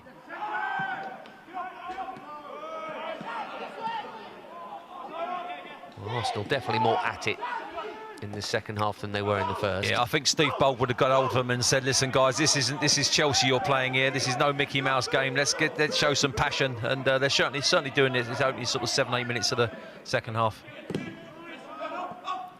I don't want to tempt fate, Ben, but Balogun's disappointed me tonight. Reece Nelson's been running around, great free kick, a couple of real good moves, trying to get things happening. Balogun's just strolling around up front, and you know, I hate tempting fate with strikers because you turn around and they go and smack one in the back of the net. But it's a great tackle again, Timo Werner. I'm so pleased he didn't blow for it, because so many modern referees do. Lewis on the charge. The pass is a good one. Fiabema for 3-1. Oh dear.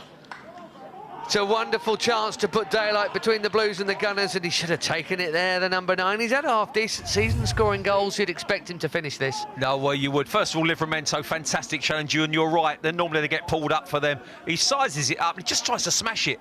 Have a lip, but you just got to pass that into the far corner. The goalkeeper's at the near post. He doesn't even have to smash it. Just pass it in there like we did with the first goal, and it's 3-1. There's nothing more annoying than people being wise after the event, but Hein there had gone so near post that anything near the far corner's in. It's funny, you can see the way he sized it up. He was always going to try and smash it, and there was no need.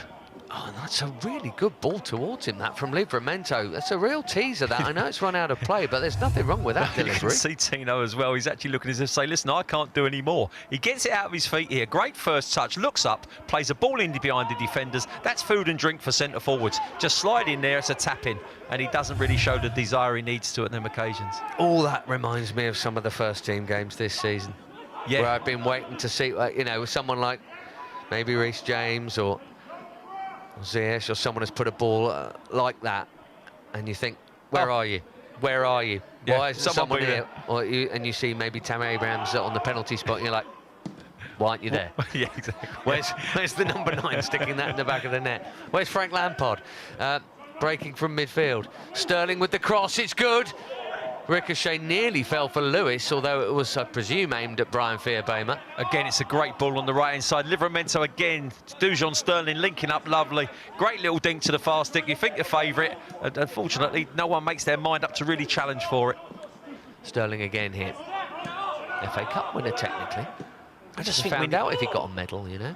Arsenal he played started in that run. Yeah, no, exactly. I think Arsenal started so bright, Ben, but you know, we need to really make sure we get a goal in this sort of 3 or 4 minutes now. We've been really playing some great football, some great stuff.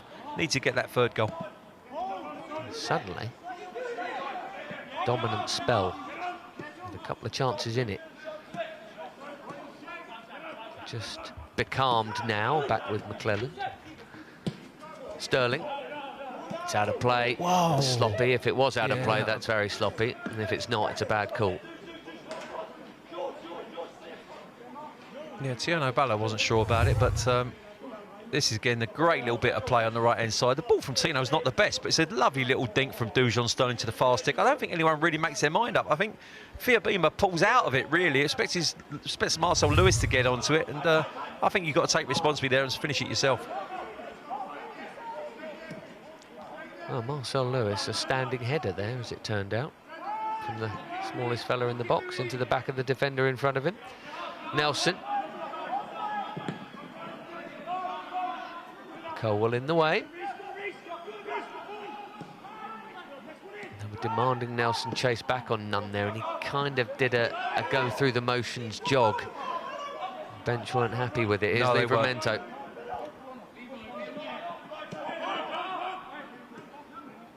McEachran. Marcel Lewis has made a great little run again, left to right there, and George McEachran normally sees that, didn't on that occasion.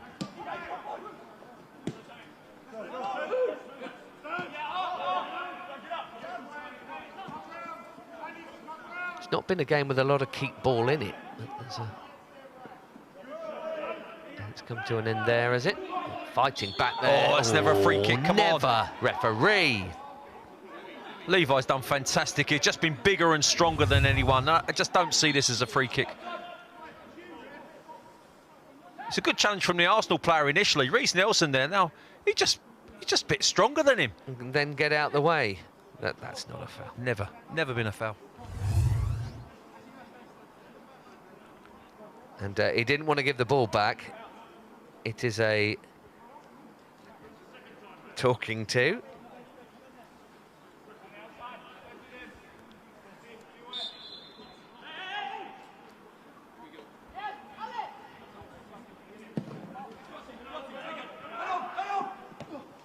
It's quite a boot forward.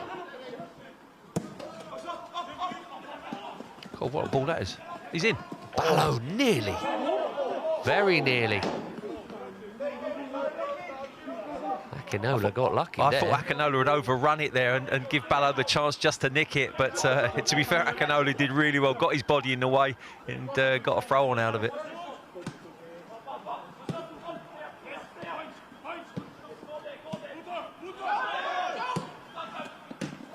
Chelsea can hang on here. Let's hope they extend the advantage, but if we can hang on, it'll be 4 wins in a row in this division with a very long break in between. Nelson here forward for Moller. Tight angle, Nelson, well done Ethan Wadey. Big stop on the hour mark. For all the world, that looked like it might be 2 each. There could have been goals at either end this half. They've had that chance, they've had the header, and Chelsea could have had a couple. It's still 2-1. Yeah, on that occasion, goalkeeper did really well, spread his body, got lucky with hitting his feet, but that's what you do when you stay big, and it was a real important save there. Levi Colwill give the ball away initially, and it created a 3-on-2 situation, but as I said, the goalkeeper rescued him. A lot of chances in this game, even though we haven't seen tons of saves, oddly. But we've got half an hour left. Both sides could quite easily have scored since the restart, but the scoreline is as it was at the interval. Just out of play for Livramento. Well, here's that chance, Tom. Yeah, and there's the 3-on-2. You see, Reiss Nelson plays a great little ball to Moller. He tries to pull it back into Reiss Nelson's path, which he does, and it's a good save with his feet there. As I said, he did really well just to spread himself and get it away from that danger area.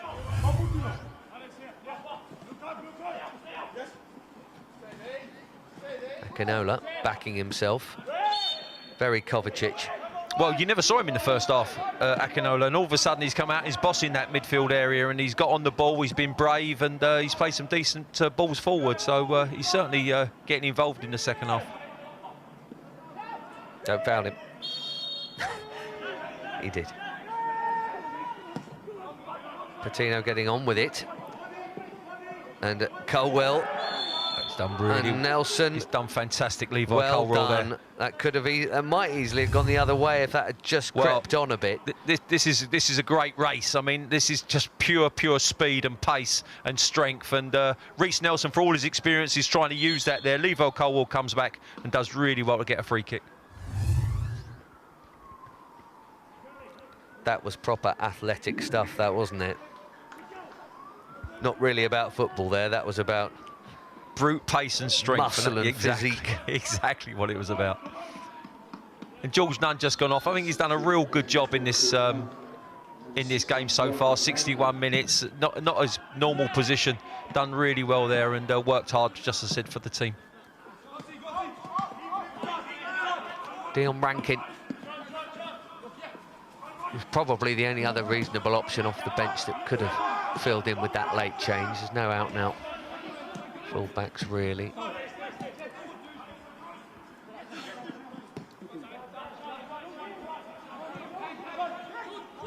McClelland in the middle of that defensive unit. Great ball from George McEachran again to see Dion Rankin down that left-hand side. Good first touch as well from Dion. He's continued his run. Lewis coming infield. Bait. It was one of them. Dion was going to go inside, then he stayed, eventually got it, but thought he'd misplaced the pass. Lovely switch. Bait to Livramento. Off he goes. So quick off the mark. Lewis controls the bouncing ball. Ballo again. Just at a distance at the moment. Arsenal keeping the Blues at arm's length, but the Blues keeping the football.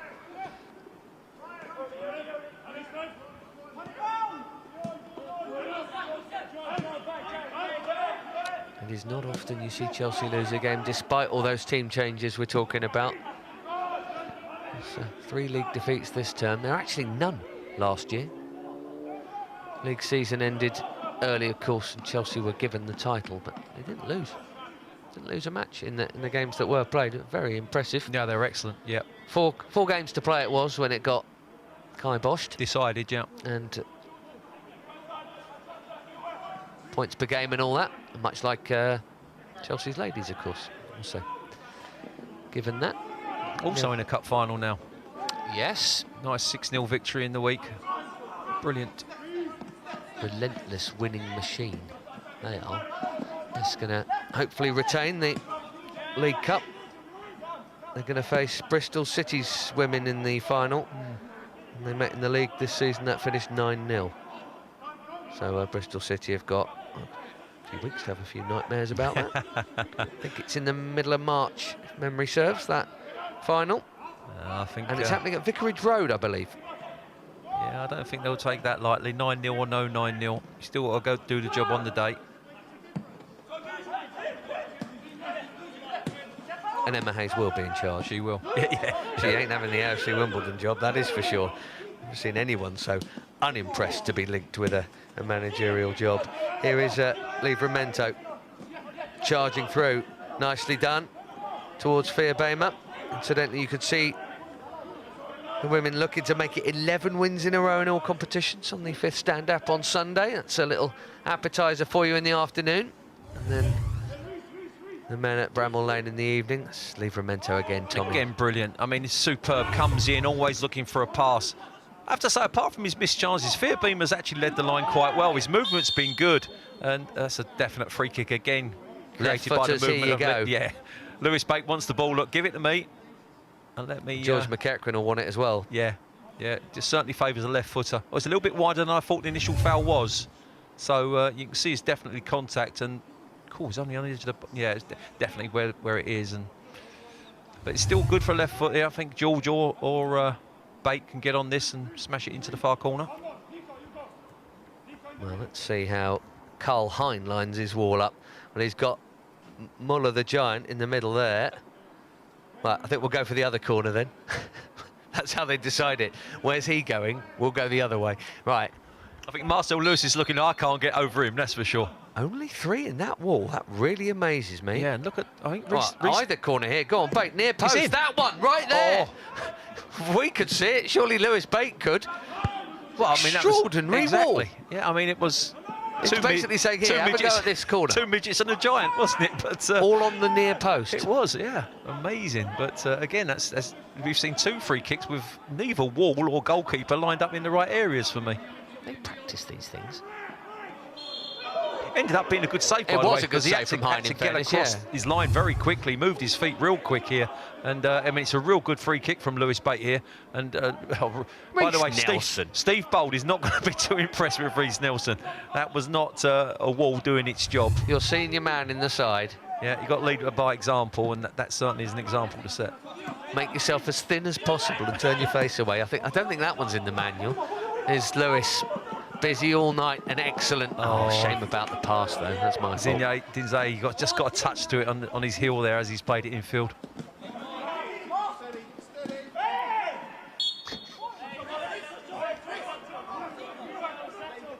He's actually turning into the game you expect of a London derby. You know, there's a few challenges going in. We saw Livramento make a great tackle just now, and Marcel Lewis on that occasion. But they're not shirking any challenges. Cottrell. Nicely done, little reverse ball from Bate. There's Feerbema again. I'm totally with you. He's missed his chances when he's shot, but he's actually played really well otherwise. But that's not what you want, is it, as a number 9? You don't want to be that guy. That's... No. Emil Heskey always had that, didn't he? You know what I mean? People said, yeah, he does brilliantly. People love playing with him. You know, everyone said he was their favourite player. He's a great but he doesn't score any goals. Yeah. I love playing with him because he makes me all my goals. But no, it is one of them as a striker. You know, end of your career, you look at back and how many goals you scored is the key. And unfortunately tonight, Feerbema hasn't hit the target and done that job. He's dried up, actually, in that regard. He hasn't played quite so much, in fairness to him, but for a while he was the top scorer. He had half a dozen goals in no time, but hasn't had one for a long time. That's going to be a corner to Arsenal. There's a quarter of this game to go, and it's very much still a contest. Scored in the Youth Cup semi-final, Brian Firdamer. Scored against Liverpool. 2 good goals in a great win over Derby. That was a super game on the 5th stand-up. I hope you enjoyed with us. You can see him there. He's picking up on the... And against Arsenal. He's in his zone. He's on the edge of the 6-yard box. He's a big physical guy. He's got a great shape about him. His movement's really good. And it's just that confidence of it in the back of the net, Ben. You know, he just tried to welly his big chance. Well, he should have just placed it into the far corner. But he'll learn. He'll go back tomorrow and have a look at the clips, and I'm sure he'll learn from it. Part of the defensive duty here. It's not a good corner. It's met by Lewis Bate. George McEachran on the squeeze there. McClellan got a bit of it. Bate got the rest of it. That'll do. Line's cleared. Brian Firdamer, a relatively new arrival, only not even 2 years with the club. Unlike so many of these who've been around since Tommy Langley was watching them when they were 10 years old. Yeah.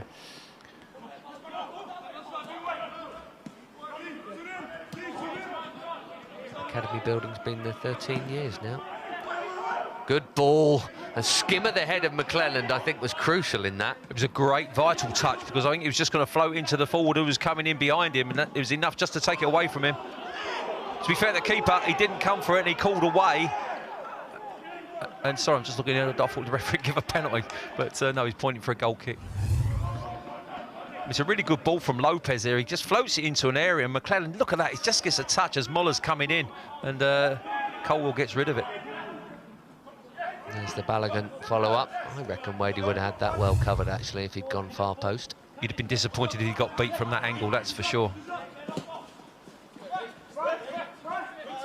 Well done, son. Excellent again.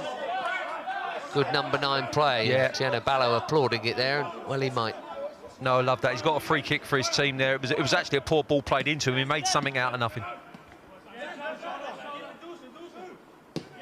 There is still a place for a traditional and old thing like that for a centre-forward to do. Olivier Giroud does it so well. He'll turn a dodgy ball into a half-decent one. It makes such a difference. You get your team up the field, you can give your defenders a break if you're under the cosh a bit, and you can create goals even if you don't score a load. Well, there's another, you know, who's not a prolific goal scorer. Not suggesting Giroud is Emil Heskey by any stretch, but you know what I mean. He's as a number 9 goes, a very unselfish one, certainly. Yeah. Can't be many who've made more goals as a number 9 than Olivier Giroud over the years for Arsenal and Chelsea players. Well, I made the point about Kovacic, and if he had his scoring boots on, he would be world class for me. And I think Olivier Giroud, if he had another yard of pace, would be very similar, because he's got a complete game. He holds the ball up, can score a goal, can head it, but obviously just lacks that yard, which makes people exceptional. A man who's wore both of these kits is Cottrell. It's not a good pass. Bate. Oh, that wasn't a helpful pass. Firdamer did about all he could, really, which was get something on it. This could be slippery. Well done, McClelland again, who's had a good game in there, especially for someone who's barely played a PL2 game, Sam McClelland. Been very impressed, Ben. We made a point about the touch just now, where Moller was just about to head it in. He just touched it away. On that occasion, vital challenge in the box. Stepping up a bit here in the absence of Daniel Simiu, but also Jack Wakely's just gone off on loan in this recent window. It's going to come back to me in a second where he went, but so that's another player who had been on occasion playing in there, so Sam McClellan might see a bit more action. In fact, that Leicester game when Chelsea won that, which was only 3 games ago, that was his starting debut at this level, Sam McClellan, so early days for him. Well, he's had a good game here so far. Reece Nelson eyeing one up. This is just about within range.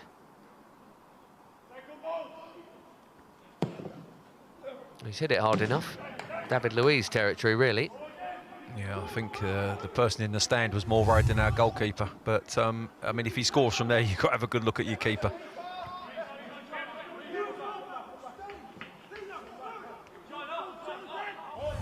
He did the knuckle ball.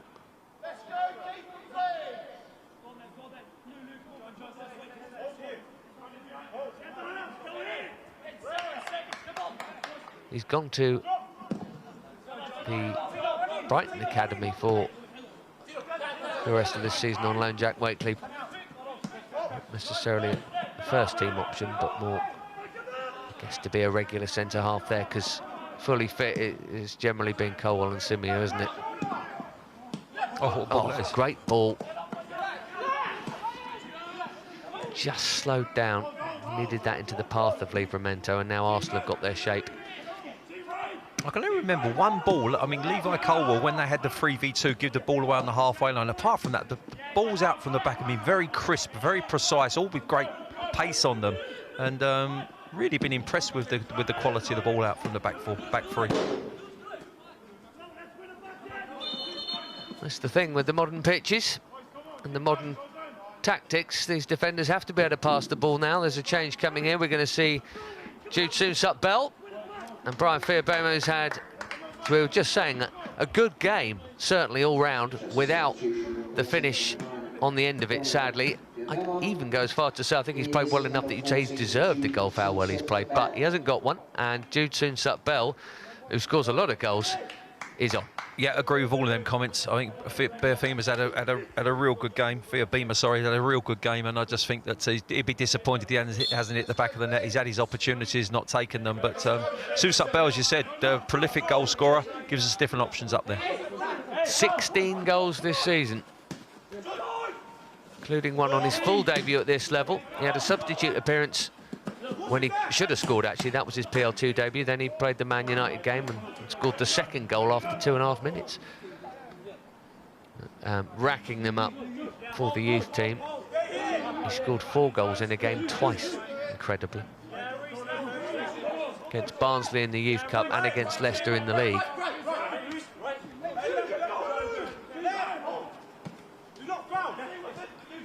Under-18s have had a bit more action in 2021 than the under-23s, which wouldn't be difficult.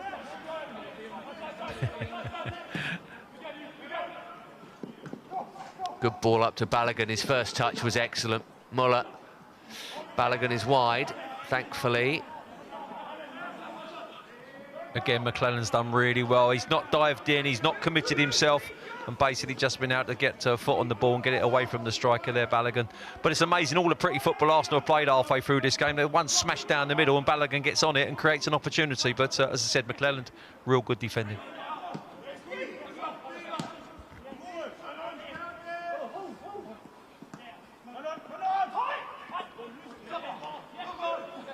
Neat passing all over the field tonight. You'd expect it from the midfield and the forwards, but as Tommy said, the defenders are doing it too. You don't get Doug Rugby's anymore. Livramento into Bate.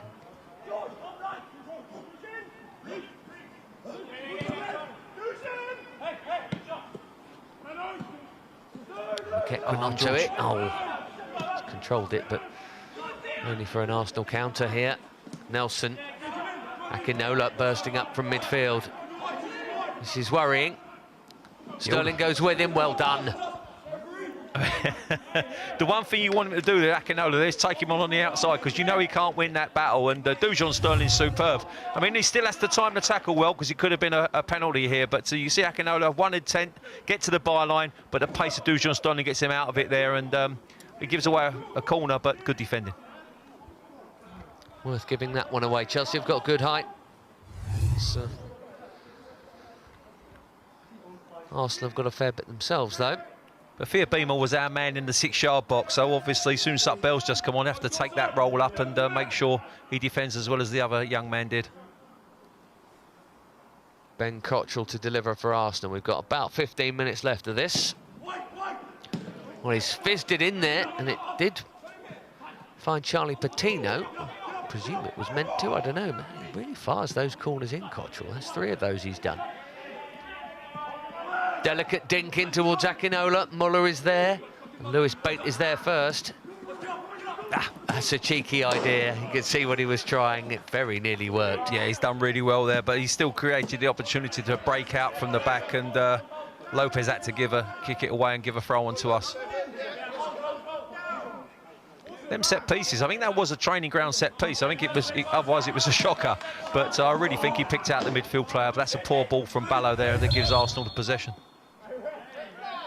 This was so nearly a counter. Lovely little dink in behind Cochrane there, but as you said, Lopez comes across, sniffs it, but not a lot he could do with it. Ballo was away otherwise. Balogun. And that's another poor moment from a player we gave the big build-up to pre-match, and I'm glad we did. Yeah, I mean, it's you know, for all the talk and transfer this, and he's not going to sign a new deal, and Liverpool and Man United interested. I don't see it tonight, I have to say. Maybe he's having an off night, but he's not for me on what I've seen there. There's a lot of parallels with Dominic Solanke. He's had a couple of really prolific youth team years and top scorer in the PL2. And he, of course, ran down that contract and got the move to Liverpool, which I was going to say didn't work for him, but in a way it sort of did, because you sort of go somewhere else to get somewhere else. He certainly wouldn't have got to move to Bournemouth otherwise. It's going to be a corner to Arsenal here. Yeah, I look at the Solankes of this world and the Brewsters of this world that move away from clubs for whatever reason, and none of them have really had it off. You know, they're sort of hung around, and yeah, they're playing okay, decent standard football, but never reached the heights. Yeah, they're at decent standard clubs. They're not playing that much football. Well, certainly not in the Premier League with Solanke or Brewster at the moment. There's another header comes in from Dinzai, and we may see Brewster at the weekend, of course. Of course, Sheffield United, yeah. Record signing. In case you're wondering why we're talking about him, he was a kid at Chelsea, folks, until he was about 14, I think, when he went off to Liverpool, yeah. And he was obviously part of that brilliant England under-17 World Cup team that had Callum Hudson-Odoi and Phil Foden, George McEachran. Absolutely. Started every game in that. Conor Gallagher as well, who's had such good loan spells at West Bromwich. We had a centre-half as well, who's... John Panzo went to Monaco and is now at Nantes, I think. Oh, deflection! And that's so unlucky, because the keeper, Wadey, there has done brilliantly, and he deserved the save. Patino's shot, it took a huge chunk on the way through. It is 2-2, and it really doesn't deserve to be. That was almost a wonder save, Tom. No, Colwell does really well. Reece Nielsen's making his way through there. Colwell gets a touch, and the deflection, I think, is Dujon Sterling in the end. And he really changes direction almost in mid-air, the goalkeeper. So unlucky. Gets a real strong hand to it, but unfortunately just can't get it out of that area. It's the post and goes in. Akinola off. And Kedo Taylor Hart is on. He scored once this season, the tall number 14 making his way on.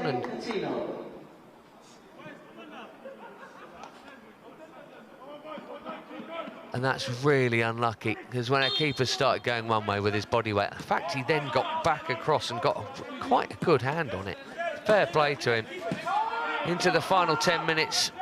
Feels like a bit of a robbery, this, mind you. We have seen a lot of late action in these Chelsea games this season. Henry Lawrence scored a winner with a couple of minutes to go in that Leicester game. And then Tottenham, of course, was a very late win. Into Balogun here. Done well, McLennan again. Been really strong against Balogun. Balogun's fell over, wants a penalty, but there's no chance. He just out-strengthening there. Did really well. You can see it's Arsenal now got the bit between their teeth, and obviously they're going for that third goal, which could be the winner. Ballo here.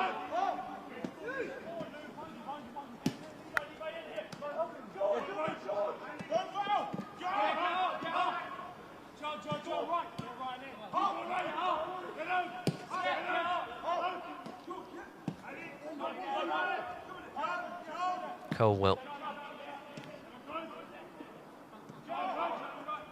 Tino's gone to the left-hand side so here, and Dion Rankin's come out to the right. I saw Dion out there. I just didn't know if it was a tactical change or he's out here for a specific reason. But you see, that's Dion, more his position, isn't it? Dion Rankin has been what at the academy they would call a 7 for a long time. The whole time. That is what he is. We hadn't really seen him at all since he'd come on, actually. Livramento will inevitably do this. Cut inside, I suppose, that might limit that. Sterling here, and he keeps on going. Rankin. Oh, just played him out. Well, he stood one up from here earlier. He's done it again, you know.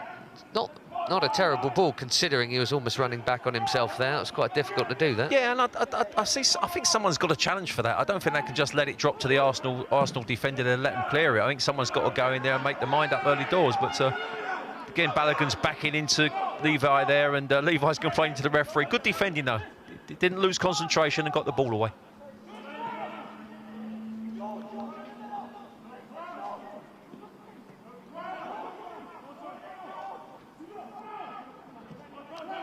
Lewis back to Livramento. It's a bit of a specialist subject, late goals by Chelsea. Actually. Clattering in there, George McEachran. What's the referee doing? Well, you can't let him lay on the on? ball. I mean, George McEachran's actually pulled out the tackle there. Well, Reece Nelson, they tried to take him out there and he's sprinting away. They tried to take him out again. He's still got the pass away to Taylor Hart, who's gone for goal and thankfully has missed it. Now the referee's I thought he's actually lost control there. He should be telling off some Chelsea players, and he should have whistled in the first place for a Chelsea free kick. Well, George McEachran deliberately didn't go for the ball because Reece Nelson's laying on it. I mean, it doesn't make any sense. You can see here he's got the ball there. Watch George McEachran there, look. He sort of holds his hands out and says, look, I can't go for it. He's laying on it. Next thing you know, Reece Nelson gets up and plays on.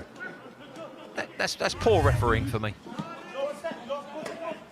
Bad call in the first place. There was a foul there just before it. Could have been a Blues ball. And then they were chopping out at Nelson as he ran there too. A couple of Chelsea players just thinking, right, I'm going to hack him over and end this. Right, as you were. 5 to play, 2-2. Here's Lewis Bate, go on. McEachran. To Livramento. You wouldn't be at all surprised if there was another goal in this game. It's got that feel about it. Bate, no one going to him. Just not quite close enough in to hit, and he can hit it. And again, that is a really good cross for me from Dion Rankin. I just think you've got to get bodies in the box. Dion's got the ball out of his feet. He's looked up and just played the ball into a fantastic area. Sometimes you just feed him in and hope your strikers will go in. This is the goal again. I mean, I think he gets 2 deflections. One there and one there. Maybe I think McClelland and Dujon. And the goalkeeper, again, he's going the wrong way. I mean, that's almost heroic, and it's so disappointing to see it hit the post and go in. And he can do no more, the young goalkeeper. Body shape reminded me there of a certain G. Banks from Penn. It was almost similar the way he's back against himself and shoveling. Slightly. I mean, I wouldn't have been able to walk for 2 weeks there if I'd have done that jackknife like that. No chance. These agile, flexible teenagers, eh?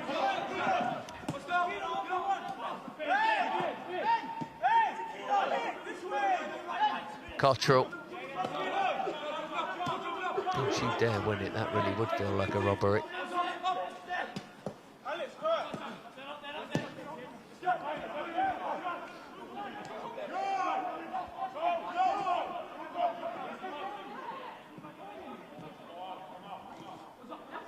Good game, this. Nelson. Yeah, and for a first teamer dropping down, he's played his role. Nelson today, he's been a thorn. He's done always. Yeah, exactly. Well, it's sometimes very difficult to get up for him, but he certainly, I think, because it's Chelsea, he certainly. Oh no, do me a favour. Oof. Well, he missed anyway. I don't. How screams follow Balogun. Well, Balogun isn't happy with the decision. I mean, I didn't see a lot initially. I have to say that the ball got played forward here from the goal scorer. I just think he's used. He's calling that a foul on Dujon Sterling. Exactly. I think. Yeah. I mean, I just think he's got his body. No, nor me. He's got his body across him there. He's Rankin into Lewis. They dodged a bullet there, Chelsea, I think. I mean, if you go in hip to hip with Dujon Sterling, you come out the winner. Maybe, I don't know. Seemed a little harsh, but never mind. Probably sums up the referee's last 10 minutes, to be honest with you. 2 minutes plus stoppage time. A great little touch around the corner from Susat Bell there. Go on, Marcel. Twice Chelsea have led, and twice Arsenal have replied.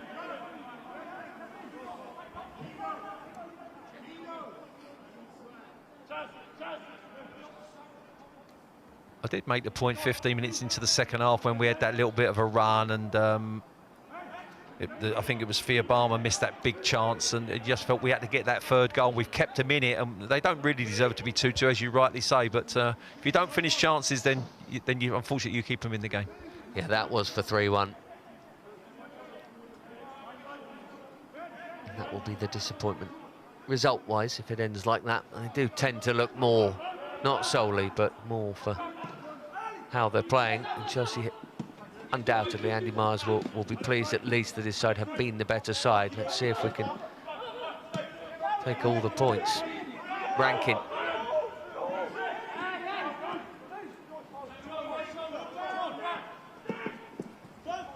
Oh, Sterling sold it short, but Lewis Bate. Lewis, great feet. Nice. Here's Rankin. Tight angle. Marcel Lewis. Go on! Oh, it was nearly another late show from the Blues. Well, it's been a touch quieter this second half, Ben, Marcel Lewis, but there you just wanted him to just create that half a yard, which he did, and hit the target. Couldn't get his left-footed shot. This the midfield player sort of pulls out of it, and in that falls over. But after that, Chelsea played a great little ball in here to Rankin. That little dink. He finds a pass, and you just think, go on, Marcel, finish this, and creates that half a yard. Just can't hit the target at the far post. It's a good little shimmy, that. It's a shame. 3 added minutes. And that would have just been wonderful. There's a couple of late goals that absolutely sealed the deal the last time these met, but Chelsea were 1 up at that point, and then it turned it to 3. Tell you what, they do love a Desmond Tutu, this team. There were millions of them last season. Yeah. And we've had a couple this year, as I recall. Yes, Manchester City was 2 each. We thought Tottenham was going to be 2 each for a while. And they had 2 2s with Tottenham and with Man City last year. They kept doing it, coming from behind. Go on. No. Soon Sup Bell. He's gone down. Penalty. No, he's given a free kick. Just outside. Just outside, though. Hit this hard and low, folks. And this would be a great way to finish. Unfortunately, soon Sup Bell, I mean, it's just a ball over the top, aimless ball over the top. They don't react quickly enough, the Arsenal defenders. Soon Sup Bell gets on it. Look, if he can just play it out to Barlow here, we've actually got a chance of 1-on-1. But he just can't keep his balance and gets fouled at the same time. John Dinzey absolutely away with the fairies there as Marcel Lewis closed him down. Now, it's not often you'll see a wall that far back, but it's quite easy for him to work this one out, because if the ball's just past the 18-yard line, then we know where the wall's got to be. You shouldn't get this one wrong. But that is a big wall. I mean, look at Moller in there. I mean, as I said, there's 3 ones. So Reece Nelson's in there somewhere because he ducked last time. Better than the church-style 3-man wall of the last one with Muller in the middle. Marcel Lewis now, and George McEachran. Left or right? Who'd you fancy? Get in the back of the net. Lewis. Oh, it wasn't bad, you know. It was certainly on target. It'll be a corner. To be fair, the wall did its job there. It didn't before. I mean, that is a big wall. And Would you not think with these, Tommy, especially with a big wall, you are better off walloping it low and hard? Yeah, and I mean, because it just flicks off an ankle. Well, and I've it's also seen recently people laying behind the wall, which is quite strange to see. But 3rd minute of stoppage time. It's a deep Chelsea corner, and it's a pretty comfortable grab for Carl Hines. Keep it away from him. Keep it, and ideally keep it away from him. Reece Nelson here. Chelsea sprinting back. Chances are that'll be it for opportunities for the Blues, at least. Arsenal might be able to sling it forward here and have a go with half a minute to play. It would be quite the steal. Alebiou Su. Oh, superb. Livramento again, superb. George McEachran joined in there. Not sure about the back heel with about 10 seconds to go, but got away with it. And that will surely be that. I think there have been a lot of good performers tonight in Chelsea Blue, Tom. Yeah, I do. I think it's been a good game to watch, Ben. I think even Arsenal in the second half have turned up. They didn't in the first half. Chelsea bossed the game, but this little man on the ball now has been superb. Marcel Lewis, for me, the pick of the bunch. So, twice in front Chelsea, but pegged back on each occasion. Frustrating in that sense, but as Tommy said, it was a really good game to watch. Chelsea don't go top for now, but they've still got games in hand that might take them there. soon enough. Don't worry about that. Full time at Boreham Wood. Arsenal 2, Chelsea 2.